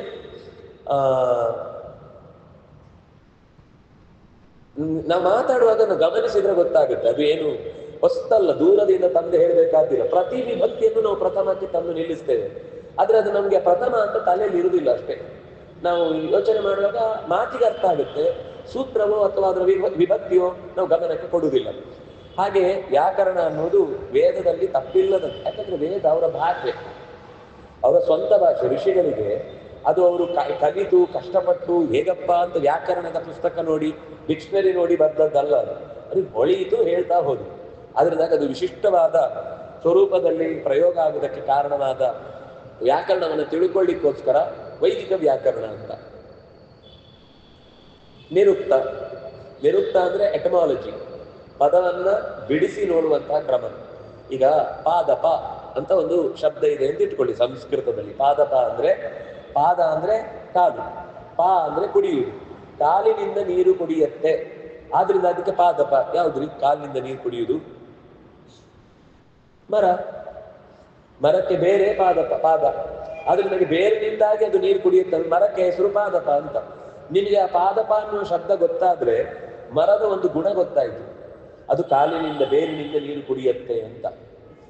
ಅದಕ್ಕೆ ಇನ್ನೊಂದು ಹೆಸರಿದೆ, ತರು. ತರು ಅಂದ್ರೆ ಮರ ಅಂತ ಅರ್ಥ. ನಮ್ಗೆ ತರು ಅಂದ್ರೆ ತರು. ಆದ್ರೆ ಸಂಸ್ಕೃತದಲ್ಲಿ ಎಟಮಾಲಜಿ ಏನಂದ್ರೆ ತಾರಯತೀತಿ ತರು, ನೀರಿನಲ್ಲಿ ಬಿದ್ದಾಗ ತೇಲಿ ದಾಟಿಸತ್ತೆ. ಪ್ರವಾಹ ಬಂದಾಗ ಎಷ್ಟೋ ಪ್ರಾಣಿಗಳು ದಿಮ್ಮಿ ಮೇಲೆ ಕೂತು ಬದುಕಿ ಬರ್ತವೆ. ಅದನ್ನಾಗಿ ಯಾಕೆಂದ್ರೆ ಅದಕ್ಕೆ ನೀರಿನ ಸಾಂದ್ರತೆಗಿಂತ ಕಮ್ಮಿ ಸಾಂದ್ರತೆ ಆದ್ರಿಂದ ಅದು ತೇಲತ್ತೆ. ಆಮೇಲೆ ತೇಲುವ ಗುಣ ಉಳ್ಳದ್ದು ತರುವನ್ನು ಶಬ್ದಕ್ಕರ್ಥ. ದಾರು ಅಂತಿದೆ ಸಂಸ್ಕೃತದಲ್ಲಿ, ಹಿಂದಿದ್ದಲ್ಲ. ಸಂಸ್ಕೃತದಲ್ಲಿ ದಾರು ಅನ್ನುವ ಶಬ್ದಕ್ಕೆ ದಾರಯತಿ. ನೀವು ಒಂದು ಕಡೆ ಏಟು ಹೊಡೆದ್ರೆ ಒಂದೇ ಲೆಕ್ಕ ಸೀಳುತ್ತದೆ. ದಾರಣ ಅಂದ್ರೆ ಸೀಳುವುದು. ಕಲ್ಲು ಹೊಡೆದ್ರೆ ಎಲ್ಲೆಲ್ಲೋ ಸೀಳುತ್ತೆ ಅಲ್ವಾ? ಆದ್ರೆ ಮರವನ್ನು ನೀವು ಸೀಳಿದ್ರೆ ಒಂದೇ ಲೈನ್ ಕೊನೆ ತನಕ ಅದೇ ಲೈನಲ್ಲಿ ಸೀಳುತ್ತೆ. ಅಂತಹ ಸೀಳುವ ವಿಶೇಷ ಗುಣ ಉಳ್ಳದ್ದು ಅಂತ ಅರ್ಥ. ಅದಕ್ಕೆ ವೃಕ್ಷ ಅಂತ ಹೆಸರಿದೆ ನೋಡಿ. ಒಂದೇ ವಸ್ತುವಿಗಿದ್ದ ಬೇರೆ ಬೇರೆ ಹೆಸರು, ಆದ್ರೆ ಬೇರೆ ಬೇರೆ ಗುಣವನ್ನು ಹೇಳ್ತಾ ಇದೆ. ಇದು ಎಟಮಾಲಜಿ ಇದ್ರೆ ಮಾತ್ರ, ಮತ್ತೆ ಸಂಸ್ಕೃತಕ್ಕೆ ಮಾತ್ರ ಇರುವುದು. ಬೇರೆ ಭಾಷೆಗಳಿಗೆ ಇದೆ, ಬಹಳ ಕಮ್ಮಿ, ಎಲ್ಲದಕ್ಕೂ ಇಲ್ಲ. ಇಲ್ಲಿರುವ ಪ್ರತಿ ಶಬ್ದಕ್ಕೂ ಅರ್ಥ ಇದೆ. ವೃಕ್ಷ ಅಂದ್ರೆ ವೃಶ್ಚ್ಯತೆ ಇತಿ ವೃಕ್ಷ, ಕತ್ತರಿಸಿದ್ರೆ ಚಿಗುರು ಹೊಡೆಯುವಂಥದ್ದು.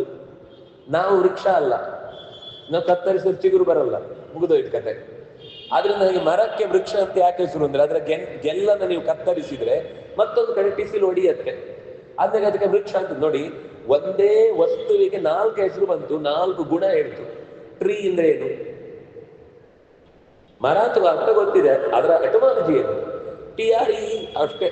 ಪಾಠ ಮಾಡ್ಬೇಕು, ಕಲಿಬೇಕು, ಉತ್ತರದಲ್ಲಿ ಹಾಗೆ ಬರೀಬೇಕು. ಸ್ಪೆಲ್ಲಿಂಗ್ ತಪ್ಪಾದ್ರೆ ಫೇಲ್ ಅಂತ ಮಾಡ್ತಾರೆ. ಆದ್ರೆ ಅದರ ಗುಣಧರ್ಮ ಒಂದು ಗೊತ್ತಾಗ್ಲಿಲ್ಲ. ಮರ ತೋರಿಸಿ ಇಷ್ಟು ಮತ್ತೆ ಬಿಡಿಸಿ ಹೇಳ್ಬೇಕು. ಆದ್ರೆ ಈ ಶಬ್ದ ಗೊತ್ತಿದ್ರೆ, ಸಂಸ್ಕೃತ ಗೊತ್ತಿದ್ರೆ ಅಷ್ಟು ಮರದ ಧರ್ಮಗಳು ಗೊತ್ತಾಗುತ್ತೆ. ನಾರಾಯಣ ಅಂತ ಯಾಕೆ ಹೆಸರು ಅವನಿಗೆ?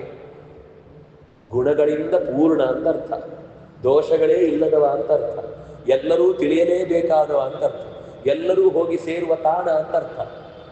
ಒಂದೇ ಶಬ್ದಕ್ಕೆ ಇಷ್ಟ ಅರ್ಥ ಇದೆ. ಈ ಒಂದು ಶಬ್ದ ಇಡೀ ಬ್ರಹ್ಮಸೂತ್ರದ ಅರ್ಥ ಹೇಳಿಬಿಡ್ತು. ನಾರಾಯಣಂ ಗುಣೈ ಸರ್ವೈಹಿ ಉದೀರ್ಣಂ ದೋಷವರ್ಜಿತಂ ಜ್ಞೇಯಂ ಗಮ್. 4 ಅರ್ಥ ನಾರಾಯಣ ಶಬ್ದದ್ದೇ ಅದು. ಕೇಶವ ಅಂದ್ರೆ ಕಷ್ಟಾಸೌ ಈಶಶ್ಚ ಕೇಶವ್. ಕ ಅಂದ್ರೆ ಚತುರ್ಮುಖ, ಈಶ ಅಂದ್ರೆ ರುದ್ರ. ಅವರಿಬ್ಬರನ್ನು ವರ್ತಯತಿ ಇದು ಕೇಶವ. ಎಷ್ಟು ನೀವು ಯಾವ ಶಬ್ದ ಬೇಕಾದ ತಗೊಳ್ಳಿ, ಈಗ ನಿಮಗೆ ಗೊತ್ತೇ ಇಲ್ಲದ ಅಪರೂಪದ ಯಾವುದೋ ಒಂದು ಶಬ್ದ ತಗೊಳ್ಳಿ. ಆಪಹ ನೀರು ಅಂತ ಅರ್ಥ.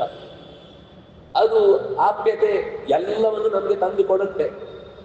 ದೇವತೆಗಳಿಗೂ ಆಪಹ ಸುರಾಹ ಇತಿ ಪ್ರೋಕ್ತಾಹ ಹೆಸರಿದೆ. ಆಪಹ ಅಂದ್ರೆ ಎಲ್ಲ ಕಡೆಗೆ ಹೋಗುತ್ತದೆ.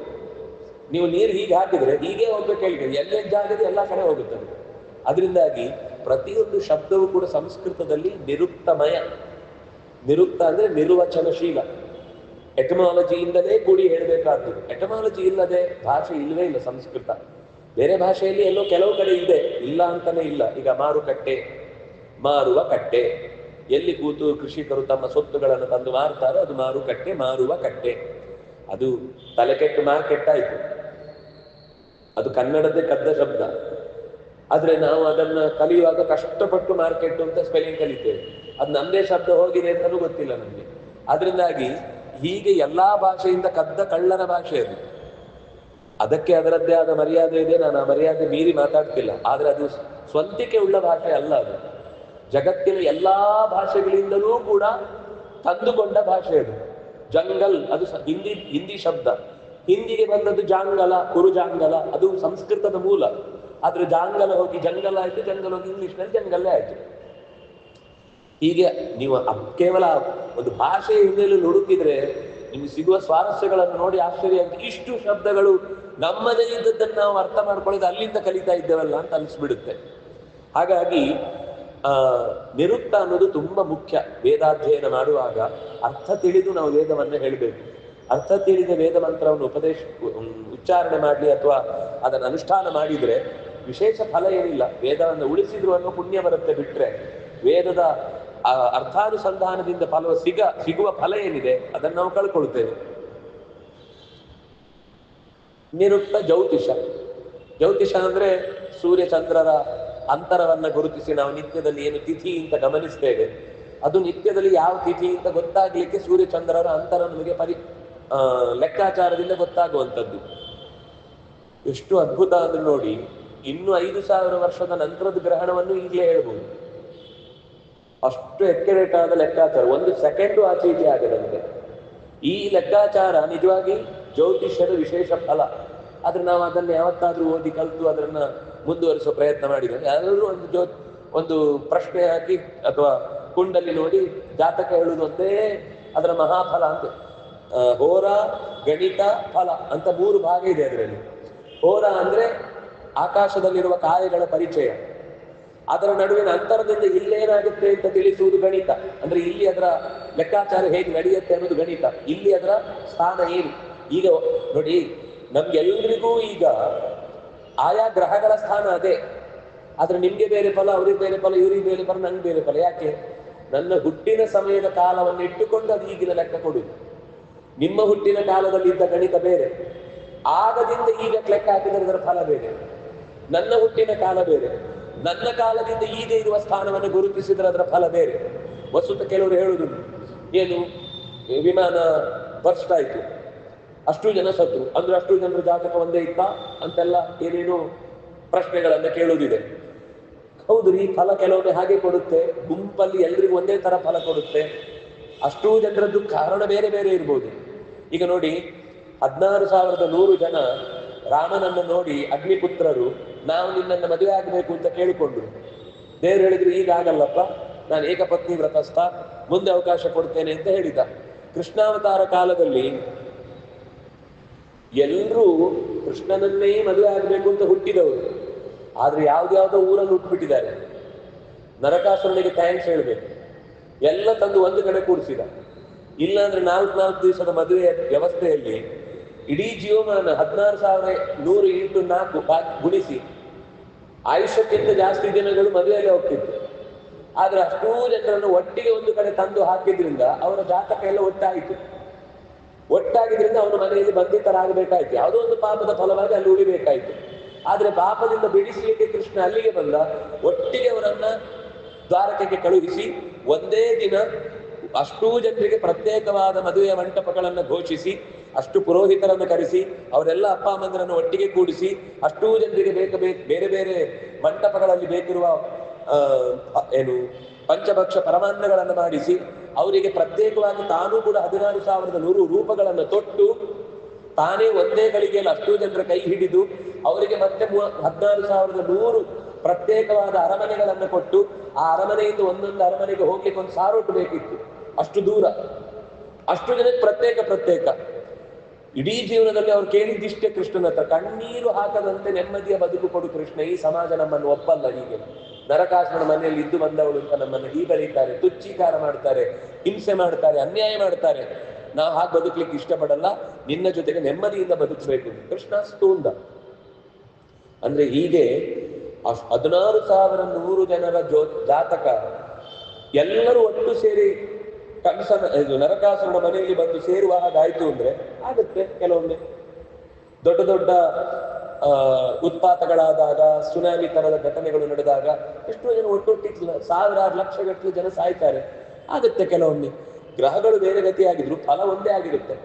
ಯಾವ್ದ್ಯಾವ್ದೋ ಜನ್ಮದ್ದಿರುತ್ತೆ, ಯಾವ್ದ್ಯಾವ್ದೋ ಕಾಲದ್ದಿರುತ್ತೆ, ಯಾರ್ಯಾರನ್ನೂ ದೂಷಿಸಿದ್ದಿರುತ್ತೆ, ಎಲ್ಲವೂ ಒಟ್ಟು ಸೇರುತ್ತಷ್ಟೇ.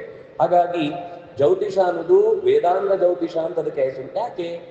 ವೇದಕ್ಕೇನ್ ಸಂಬಂಧ? ವೇದಗಳಲ್ಲಿ ಅನೇಕ ಮಂತ್ರಗಳು ಕೆಲವು ಅಲ್ಲಿ ಹೇಳ್ತಾರವರು. ಹೇಳುವಾಗ ಈಗ ನೋಡಿ, ಉದಾಹರಣೆ ಸುಲಭದ ಹೇಳುವುದಾದ್ರೆ, ಗುರುಪುಷ್ಯ ಯೋಗ ಇದ್ದಾಗ ಈ ರಾಘವೇಂದ್ರ ಅಷ್ಟೋತ್ತರ ಸ್ತೋತ್ರವನ್ನ ಹೇಳಿದ್ರೆ ವಿಶೇಷವಾದ ಫಲ ಇದೆ ಅಂತ ಹೇಳ್ತಾರೆ. ನಮ್ಗೆ ಆ ಗುರುಪುಷ್ಯ ಯಾವಾಗ ಅಂತ ಗೊತ್ತಿದ್ರೆ ಸರಿ. ನಾವು ಥರ್ಸ್ಡೇ, ವೆಡ್ನೆಸ್ಡೇ, ಫ್ರೈಡೇ ಅಂತ ಹೇಳಿ ಈ ಪುಷ್ಯ ಆ ತಿಥಿಯನ್ನೇ, ಅದು ನಕ್ಷತ್ರವನ್ನೇ ಮರೆತು ಬಿಟ್ರೆ ಆ ಯೋಗ ಎಲ್ಲಿಂದ ಸಿಗುತ್ತೆ? ಸಿಗಬೇಕಾದ್ರೆ ನಕ್ಷತ್ರಗಳು ಯಾವುದು ಅಂತ ಗೊತ್ತಿರಬೇಕು, ವಾರ ಯಾವುದು ಅಂತ ನಮ್ಗೆ ಅದರ ಹೆಸರು ಗೊತ್ತಿರಬೇಕು, ಅದೆರಡು ಸೇರುವ ದಿವಸ ಒಂದೇ ಅಂತ ಜಪನಿತ್ಯ ಮಾಡ್ತಾ ಇದ್ರೆ ಗೊತ್ತಾಗಬೇಕು. ಆಗ ಅವತ್ತು ಅದರ ಫಲ ಪಡಿಬೋದು. ನಾವು ಆ ವಿಶೇಷ ಫಲ ಪಡಿಬೇಕು ಅಂದ್ರೆ ಪುಷ್ಯಾರ್ಥ ಯೋಗ ಅಂತ, ಭಾನುವಾರ ಮತ್ತು ಪುಷ್ಯ ಸೇರುವ ಯೋಗ, ಗುರುವಾರ ಮತ್ತು ಪುಷ್ಯ ಸೇರುವ ಯೋಗ, ಅಂತ ದಿನಗಳಲ್ಲಿ ಮಾಡಿದ ಕೆಲಸಕ್ಕೆ ಅನಂತ ಫಲ ಇದೆ ಅಂತ ಹೇಳ್ತಾರೆ. ಹಾಗೆ ವೇದಗಳಲ್ಲೂ ಅನೇಕ ಮಂತ್ರಗಳು ಇಂತಿಂತ ಅಮಾವಾಸ್ಯೆ ದಿನ ಹೇಳಿದ್ರೆ ಅದರ ವಿಶೇಷ ಫಲ. ನಾವು ಸಾಮಾನ್ಯ ಅಮಾವಾಸ್ಯೆ ಅಂದ್ರೆ ತುಂಬಾ ಕೆಟ್ಟದು ಅಂತ ಅನ್ಕೊಳ್ತೇವೆ. ಆದ್ರೆ ವೇದಗಳಲ್ಲೆಲ್ಲ ತುಂಬಾ, ಅದು ನೋಡಿ, ದರ್ಶಪೂರ್ಣ ಮಾಸದ ಒಂದು ನಿತ್ಯ ವಿಧಿಯ ವಿಶೇಷ ದಿನ ಅದು. ಅವತ್ತು ತರ್ಪಣಾದಿ ಕರ್ಮಗಳನ್ನು ಮಾಡುವುದಂತೂ ಇದೆ. ಅದರ ಜೊತೆಗೆ ಮಂತ್ರಗಳು ವಿಶೇಷವಾಗಿ ಫಲಿಸುವ ದಿನ ಅಂತ. ಅಮಾವಾಸ್ಯೆಯ ದಿವಸ ಆ ಮಂತ್ರಗಳನ್ನು ಚೆನ್ನಾಗಿ ಪಾರಾಯಣ ಮಾಡಿದ್ರೆ ಅದರಿಂದ ಭಗವಂತನ ಸನ್ನಿಧಾನವನ್ನ ಹೆಚ್ಚಿಸಿಕೊಳ್ಳುವ, ನಮ್ಮಲ್ಲಿ ಅದರ ಸಾನ್ನಿಧ್ಯವನ್ನು ಹೆಚ್ಚಿಸಿಕೊಳ್ಳುವಂತಹ ವಿಶೇಷ ಫಲಗಳನ್ನ ಶಾಸ್ತ್ರಕಾರರು ಅಮಾವಾಸ್ಯೆ ದಿವಸ ಸಮುದ್ರದಲ್ಲಿ ಸ್ನಾನ ಮಾಡಿ ಅದರ ಬುಡದಲ್ಲಿ ಕೂತು ಜಪ ಮಾಡಿದ್ರೆ 100 ವರ್ಷದ ಫಲವನ್ನು ಒಟ್ಟಿಗೆ ಪಡೀಲಿಕ್ಕಾಗುತ್ತೆ ಅಂತ. ಈಗ ಗ್ರಹಣ ಕಾಲದಲ್ಲಿ ಕೆಲವು ಮಂತ್ರಗಳು, ಈಗ ಕೃಷ್ಣಾಷ್ಟಮಿ ಇರಬಹುದು ಅಥವಾ ಇನ್ಯಾವುದಾದ್ರೂ ಒಂದು ವಿಶೇಷ ದಿನಗಳಲ್ಲಿ ಇಂಥ ಮಂತ್ರಗಳನ್ನು ಹೇಳಿದ್ರೆ ವಿಶೇಷ ಫಲ ಇದೆ ಅಂತಿದೆ. ಅದು ನಮ್ಗೆ ಗೊತ್ತಾಗ್ಲಿಕ್ಕೆ ಜ್ಯೋತಿಷದ ಸಹಾಯ ಬೇಕು. ಇಂಥ ಮಂತ್ರವನ್ನ ಇಂಥ ಕಾಲದಲ್ಲಿ ಇಂಥ ನಕ್ಷತ್ರದ ಯೋಗ ಇದ್ದಾಗ, ಬೇರೆ ಬೇರೆ ಯೋಗಗಳಿರ್ತವೆ. ಎಷ್ಟು ಯೋಗಗಳು ಅಂದ್ರೆ ಸತ್ಯ ಹೇಳಬೇಕು ಅಂದ್ರೆ ದಿನಾಲು ಒಂದು ಯೋಗ ಇರುತ್ತೆ, ನಮ್ಗೆ ಗೊತ್ತಿಲ್ಲ ಅಷ್ಟೇ. ಒಂದು ಯೋಗ ಏನು ಅಂದ್ರೆ ನಾವು ಹೇಳುವ ತಿಥಿ ವಾರ ನಕ್ಷತ್ರ ಕರ್ಣ ಯೋಗ ಏನಿದೆ ಇದು ಒಟ್ಟಾಗುವುದೇ ಒಂದು ಯೋಗ. ಪ್ರತಿ ದಿವಸವೂ ನಮಗೆ ಆ ಒಂದು ವಿಶೇಷ ಯೋಗದ ಇದು ನೋಡಿ, ಈ ಕಾಂಬಿನೇಷನ್ ನಮ್ಮ ಇಡೀ ಜೀವಮಾನದಲ್ಲಿ ಮತ್ತೊಮ್ಮೆ ಬರಲ್ಲ. ಈಗ ವಿಶ್ವಾವಸುವಿನ ಸಂವತ್ಸರದಲ್ಲಿ ನಾವು ಇನ್ನೊಂದು 60 ವರ್ಷ ಕಳೆದ ನಂತರ ಮತ್ತೊಮ್ಮೆ ವಿಶ್ವಾಸ ಸಂವತ್ಸರ ಬಂದರೂ ಕೂಡ ಅದೇ ವಾರಕ್ಕೆ ಅದೇ ತಿಥಿ ಅದೇ ಯೋಗ ಅದೇ ಕಾರಣ ಬರಲ್ಲ. ಆದ್ರಿಂದಾಗಿ ಅಷ್ಟು ದೇವತೆಗಳನ್ನು ಒಟ್ಟಿಗೆ ನಾವು ದೇವರ ಸೇವಕರು ನೀವು, ಕಾಲದ ಪ್ರಚೋದಕರು ನೀವು, ನನಗೆ ಈ ದಿನವನ್ನು ಕೊಟ್ಟು ದೇವರ ಪೂಜೆಗೋಸ್ಕರ ನನ್ನನ್ನು ಜೀವಂತವಾಗಿಟ್ಟುಕೊಂಡು ನನಗೆ ಉಸಿರು ಕೊಟ್ಟು ನನ್ನನ್ನು ಈ ದಿನ ನೀವು ಬದುಕಿಸಿ ರಕ್ಷಿಸಿದ್ದೀರಲ್ವಾ, ಅದಕ್ಕೆ ಥ್ಯಾಂಕ್ಸ್ ಹೇಳಿದ್ರೆ ಇನ್ನೇನು ಹೇಳ್ಬೇಕು ನಾವು. ಆ ಕಾಲದ ದೇವತೆಗಳನ್ನು ನೆನೆಸುವುದು ಯಾಕಂದ್ರೆ ಕಾಲ ಅಂದ್ರೆ ಏನು, ಕೊಂಡೊಯ್ಲಿಕ್ಕೆ ಬರುವವರು ಅವರು. ಆದ್ರೆ ನನ್ನನ್ನು ಕೊಂಡೋಗದೆ ಇನ್ನೂ ಇಟ್ಟುಕೊಂಡು ಜಪ ಮಾಡು ಪೂಜೆ ಮಾಡು ಅಂತ ಆ ಕಾಲದಲ್ಲಿ ಆ ನೆನಪು ಮಾಡಿದ್ದಕ್ಕೆ ಜಾಗ ಕೊಟ್ಟರಲ್ವ ಬದುಕಲಿಕ್ಕೆ. ಅದಕ್ಕೆ 60 ವರ್ಷ ಆದ್ಮೇಲೆ ಆ ಷಷ್ಠ್ಯಬ್ದದ ದಿವಸ ಅಷ್ಟೂ ಕಾಲದ ದೇವತೆಗಳಿಗೆ ಆಹುತಿಯನ್ನು ಕೊಡುದು ಯಜ್ಞದಲ್ಲಿ. ನಕ್ಷತ್ರದ ದೇವತೆಗಳು, ಮಾಸದ ದೇವತೆಗಳು, ತಿಥಿಯ ದೇವತೆಗಳು, ಯೋಗದ ದೇವತೆಗಳು, ಕರ್ಣದ ದೇವತೆಗಳು ಅಂತ ಎಲ್ಲ ನೆನಪಿಸಿಕೊಂಡವರಿಗೆ ನಾವು ಥ್ಯಾಂಕ್ಸ್ ಹೇಳಲಿಕ್ಕೆ. ಯಾಕಂದ್ರೆ ಒಂದು ಚಕ್ರ ಮುಗೀತಲ್ವ, ಅರ್ಧ ಆಯುಷ್ಯ ಮುಗೀತು ಅಂತ ಲೆಕ್ಕ. ಈಗ ಪೂರ್ಣವೇ ಆಗೋಗಿರುತ್ತೆ ಅಷ್ಟೊತ್ತಿಗೆ. ಆದ್ರೆ ಅರ್ಧ ಆಯುಷ್ಯ ಮುಗಿದು 120 ವರ್ಷ ಬದುಕಬೇಕಾದ್ರಿಂದ ಮತ್ತೆ ಆ 60 ವರ್ಷಗಳಲ್ಲಿ ನನಗೆ ಸಾಧನೆ ಮಾಡುವ ಶಕ್ತಿ ಕೊಡು ಅಂತ ಥ್ಯಾಂಕ್ಸ್ ಹೇಳುದು. ಸುಮ್ಮನೆ ಷಷ್ಠ್ಯಬ್ದ ಅಂದ್ರೆ ಒಂದಿಷ್ಟು ಖರ್ಚು ಮಾಡುವ ಕಾರ್ಯಕ್ರಮ ಅಂದ್ಬಿಟ್ಟಿದೆ, ಮಕ್ಕಳೆಲ್ಲ ಸೇರ್ಕೊಂಡು ಒಂದಿಷ್ಟು ಧೂಳೆರಿಸುವುದು ಅಂತ. ಆದ್ರೆ ಎಷ್ಟು ಒಳ್ಳೆ ಪವಿತ್ರವಾದ ಸಮಯ ಅಂದ್ರೆ ಅದು ನಮ್ಮ ಜೀವನಕ್ಕೆ ಮತ್ತೊಂದು ಸರ್ತಿ ಹೊಸ ಜನ್ಮ, ಅದು ಹೊಸ ತರದ ಹುಟ್ಟದು, ಹೊಸ ತರದ ಸಾಧನೆಯ ಮೆಟ್ಟಿಲದು. ಆ ಕಾರಣಕ್ಕೋಸ್ಕರ ಜ್ಯೋತಿಷದ ತಿಳುವಳಿಕೆ ಚೆನ್ನಾಗಿ ಇದ್ರೆ ನಮ್ಗೆ ಎಷ್ಟೋ ಮಂತ್ರಗಳನ್ನ ನಿತ್ಯದಲ್ಲಿ ಬೇರೆ ಬೇರೆ ಕಾರಣಗಳಿಗೆ ಪಠಿಸಿ ನಮ್ಮ ನಿತ್ಯದ ರೋಗಗಳು, ನಮ್ಮ ನಿತ್ಯದ ಮಾನಸಿಕ ಕ್ಲೇಶಗಳು, ನಮ್ಮ ಸುತ್ತ ನಡೆಯುವ ಅರಾಜಕತೆಗಳು ಇದೆಲ್ಲವನ್ನು ಪರಿಹರಿಸಿಕೊಳ್ಳಿಕ್ಕೆ ಅಲ್ಲಿ ಜಾಗ ಇದೆ. ಈ ಷಣ್ಣವತಿ ಶ್ರಾದ್ದ ಅಂತ ಹೇಳುವುದಿದೆ, ಅದರಲ್ಲಿ ಅನ್ವಷ್ಟಕಗಳು, ಹುಣ್ಣಿಮೆ ಅಮಾವಾಸ್ಯೆಗಳು, ಸಂಕ್ರಾಂತಿಗಳು ಇತ್ಯಾದಿಗಳೆಲ್ಲ ಬರುತ್ತೆ. ಆ ದಿನಗಳಲ್ಲಿ ವಿಶೇಷವಾಗಿ ಯಾವ ಮಂತ್ರ ಪಠಿಸಬೇಕು ಅಂತ ಒಂದು ಲಿಸ್ಟ್ ಇದೆ. ಆಯಾ ದಿವಸ ಆ ಮಂತ್ರವನ್ನು ಪಠಿಸಿದ್ರೆ ಅದು ಬೇಗ ಫಲ ಕೊಡುತ್ತೆ ಅಂತ. ಇದೆಲ್ಲ ಗೊತ್ತಾಗಬೇಕು ನಮ್ಗೆ ಜ್ಯೋತಿಷದ ಗಂಧ ಗಾಳಿ ಆದ್ರೂ ಇರ್ಬೇಕು. ಅದಿಲ್ಲದೆ ಇದ್ರೆ ಯಾವುದನ್ನು ನಾವು ಪಡೀಲಿಕ್ಕೆ ಸಾಧ್ಯ ಇಲ್ಲ ಅಂತ. ಆಮೇಲೆ ಕಲ್ಪ ಅಂದ್ರೆ ಕಲ್ಪಸೂತ್ರಗಳು ಅಂತ ಕರೀತಾರೆ. ಈಗ ಕಲ್ಪೋಕ್ತ ಪೂಜೆ ಅಂತ ಕೆಲವೊಮ್ಮೆ ನೀವು ಕೇಳಿರ್ತೀವಿ. ಯಾವ ಯಾವ ಕ್ರಮದಲ್ಲಿ ದೇವತೆಗಳ ಯಾವ ಪರಿವಾರವನ್ನು ಆರಾಧಿಸಬೇಕು, ಅವರಿಗೆ ಯಾವ ಪತ್ರ ಇಷ್ಟ, ಯಾವ ಪುಷ್ಪ ಇಷ್ಟ, ಯಾವ ನೈವೇದ್ಯ ಇಷ್ಟ, ಯಾವ ಕಾಲದಲ್ಲಿ ಮಾಡಬೇಕು, ಇದೆಲ್ಲ ಪೂಜಾ ಕ್ರಮವನ್ನು ಹೇಳುವಂತಹ ಸೂತ್ರಗಳು. ಅದರಲ್ಲಿ 2 ಮುಖ.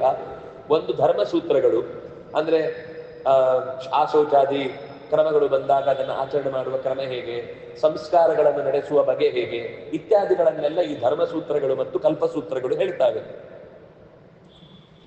ಇನ್ನು ಒಂದು ಉಳಿದದ್ದು ಶಿಕ್ಷಾ, ವ್ಯಾಕರಣ, ನಿರುಕ್ತ, ಕಲ್ಪ, ಜ್ಯೋತಿಷ, ಛಂದಸ್ಸು. ಛಂದಸ್ಸು ಅಂದ್ರೆ ಮೀಟರ್. ಈಗ ಪೂಜ್ಯಾಯ ರಾಘವೇಂದ್ರಾಯ ಸತ್ಯಧರ್ಮರತಾಯ ಚ ಭಜತಾಂ ಕಲ್ಪವೃಕ್ಷಾಯ ನಮತಾಂ ಕಾಮಧೇನು ನಾವು ಹೇಳ್ತೇವೆ. ಆದ್ರೆ ಇದ್ರ ಮೀಟರ್ ಯಾವುದು ಕೇಳಿದ್ರೆ ಗೊತ್ತಿಲ್ಲ ನಮಗೆ. ಇದ್ರಲ್ಲಿ ಒಂದು ಅಕ್ಷರ ಜಾಸ್ತಿ ಆದ್ರೂ ಹೇಳಲಿಕ್ಕಾಗಲ್ಲ. ಪೂಜ್ಯಾಯ ರಾಘವೇಂದ್ರಾಯ ಇದ್ದಲ್ಲಿ ಪೂಜ್ಯಾಯ ರಾಘವೇಂದ್ರಾಯ ಸತ್ಯಧರ್ಮ ಸುರತಾಯ ಚ ಸೂ ಬಂದ್ರೆ ಹೋಯ್ತು. ನಮತಾಂ ಶ್ರೀಕಾಮಧೇನವೇ ಅಂತ ಒಬ್ಬ ಸೇರಿಸಿದ ಅಂತ ಇಟ್ಕೊಳ್ಳಿ, ಹೇಳಲಿಕ್ಕೆ ಆಗಲ್ಲ. ನಮತಾಂ ಕಾಮಧೇನವೇ ಚಂದ, ನಮತಾಂ ಶ್ರೀಕಾಮಧೇನವೇ ಆಗುದೇ ಇಲ್ಲ. ಪೂಜ್ಯಾಯ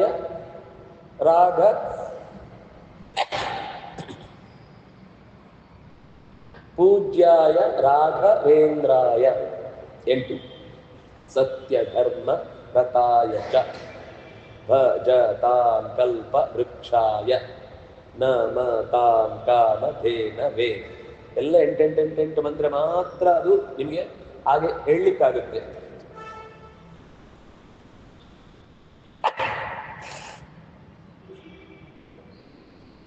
ಹೀಗೆ ಎಷ್ಟು ಸ್ತೋತ್ರಗಳನ್ನು ನಾವು ಹೇಳ್ತೇವೆ, ಎಲ್ಲವೂ ಒಂದಲ್ಲ ಒಂದು ರೀತಿಯ ಛಂದಸ್ಸಿನಲ್ಲಿದೆ. ಆ ಅಕ್ಷರಗಳು ಹಾಗೆ ಹೇಳಿದರೆ ಮಾತ್ರ ಚಂದ.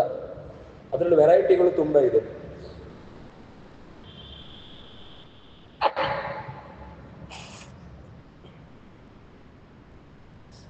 ಆದರೆ ಹೇಳುವ ಕ್ರಮದಲ್ಲೇ ಅದರ ಭಾವನೆಗಳು ಬರ್ತವೆ.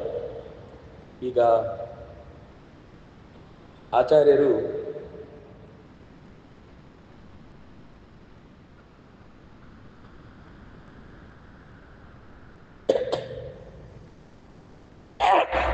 ನಾರಾಯಣ ಪಾಂತ್ವಸ್ಮಾನ್ ಪುರುಹೂತ ವೈರಿಬಲವನ್ನಾತಂಗಮಾದ್ಯಘಟ ಕುಂಭೋಚ್ಚಾದ್ರಿಗ ಪಾಟನಾಧಿಕ ಪಟು ಪ್ರತ್ಯೇಕ ವಜ್ರಾಯಿತಾ. ಇದು 19 ಅಕ್ಷರ. ಇದಕ್ಕೆ ಶಾರ್ದೂಲ ವಿಕ್ರೀಡಿತ ಅಂತ ಹೆಸರು. ಆಮೇಲೇನು, ಪಾಂತ್ವಸ್ಮಾನ್ ಪುರುಹೂತ ವೈರಿಬಲವನ್ನಾತಂಗಮಾದ್ಯಘಟ ಕುಂಭೋಚ್ಚಾದ್ರಿಗ ಪಾಟನಾಧಿಕ ಪಟು ಪ್ರತ್ಯೇಕ ವಜ್ರಾಯಿತಾ ಶ್ರೀಮತ್ ಕಂಠೀರವಾಸ್ಯ ಪ್ರತತ ಸುನಖರಾಧಾರಿತಾರಾತಿದೂರ ಪ್ರಧ್ವಸ್ತಧ್ವಾಂತಶಾಂತ ಪ್ರವಿತ ಮನಸಾ ಭಾವಿತಾ ಭೂರಿಭಾಗೈ. ಪ್ರಧ್ವಸ್ತಧ್ವಾಂತ ಶಾಂತ ಪ್ರವಿತ ಮನಸಾ ಭಾವಿತಾ ಭೂರಿ ಭಾಗೈ. 21 ಅಕ್ಷರ ಆಯಿತು. ಮೊದಲನೇದು 19 ಅಕ್ಷರ.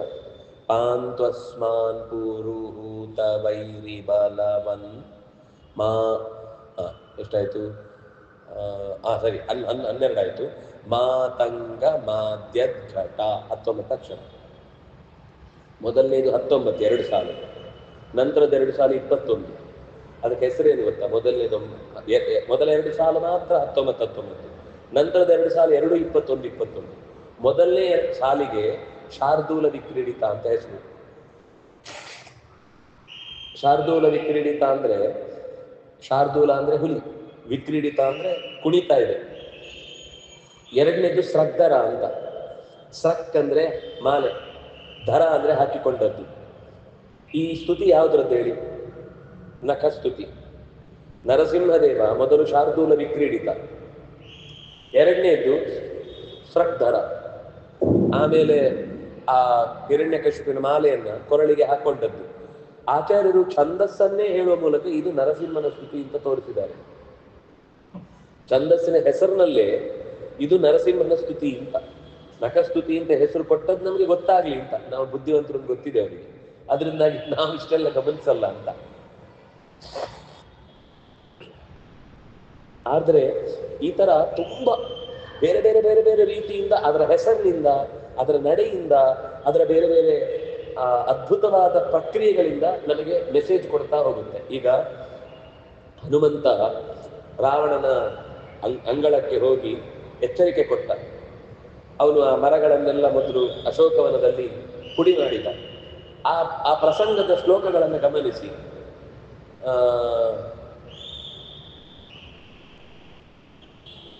ಅವೈಹಿ ದೂತಮ ಗತಂ ದುರಂತ ವಿಕ್ರಮಸ್ಯ ಮಾಂ, ಅಲ್ಲಿ ಎಲ್ಲ ಸಾಲುಗಳು ನಚೇತ್ ಪ್ರದಾಸಸಿ ತ್ವರಂ ರಘುತ್ತಮ ಪ್ರಿಯಾಂ ತದಾ ಸಪುತ್ರ ಮಿತ್ರ ಬಾಂಧವೋ ವಿನಾಶಮಾಶ್ರಿಯಾಸ್ಯಸಿ.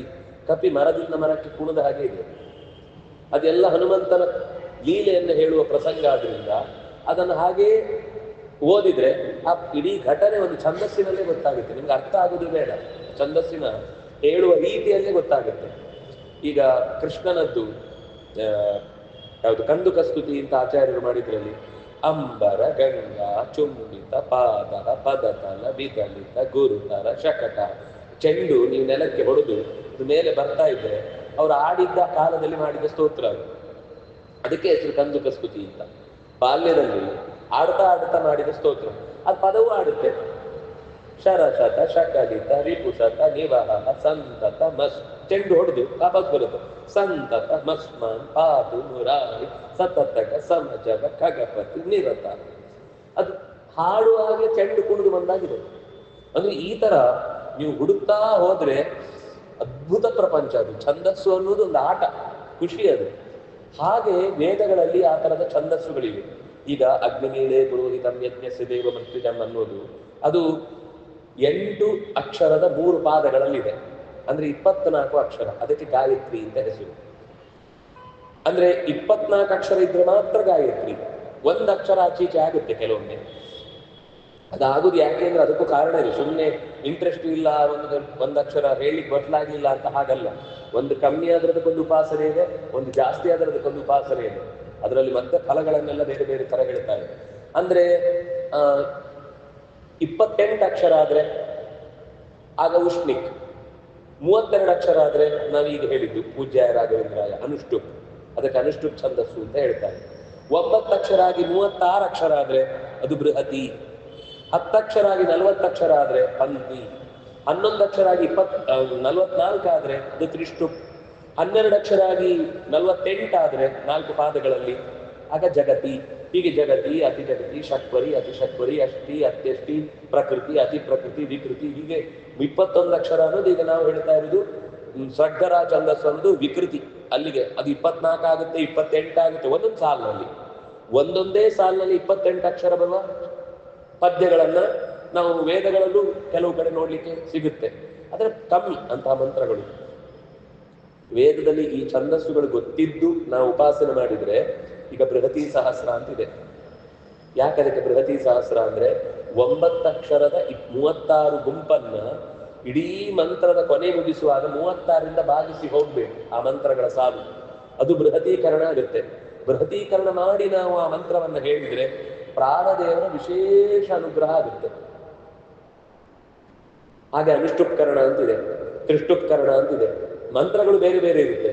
ಟೋಟಲ್ ಅದು 36ರಿಂದ ಭಾಗಿಸಿ ಹೋಗುವುದು, ಅಥವಾ 44ರಿಂದ ಭಾಗಿಸಿ ಹೋಗುವುದು, ಅಥವಾ ಅದನ್ನ 32ರಿಂದ ಭಾಗಿಸಿ ಕಳೆಯುವುದು. ಈ ತರ ಮಾಡಿದಾಗ ಟೋಟಲ್ ಅದರ ಉತ್ತರ 0 ಇದ್ರೆ, ಅಂದ್ರೆ ಉಳಿಲಿಲ್ಲ, ಶೇಷ ಉಳಿಲಿಲ್ಲ ಅಂದ್ರೆ ಅದು ಅನುಷ್ಠುಪ್ಕರಣ ಆಯ್ತು, ತ್ರಿಷ್ಟುಪ್ಕರಣ ಆಯ್ತು, ಬೃಹತೀಕರಣ ಆಯ್ತು.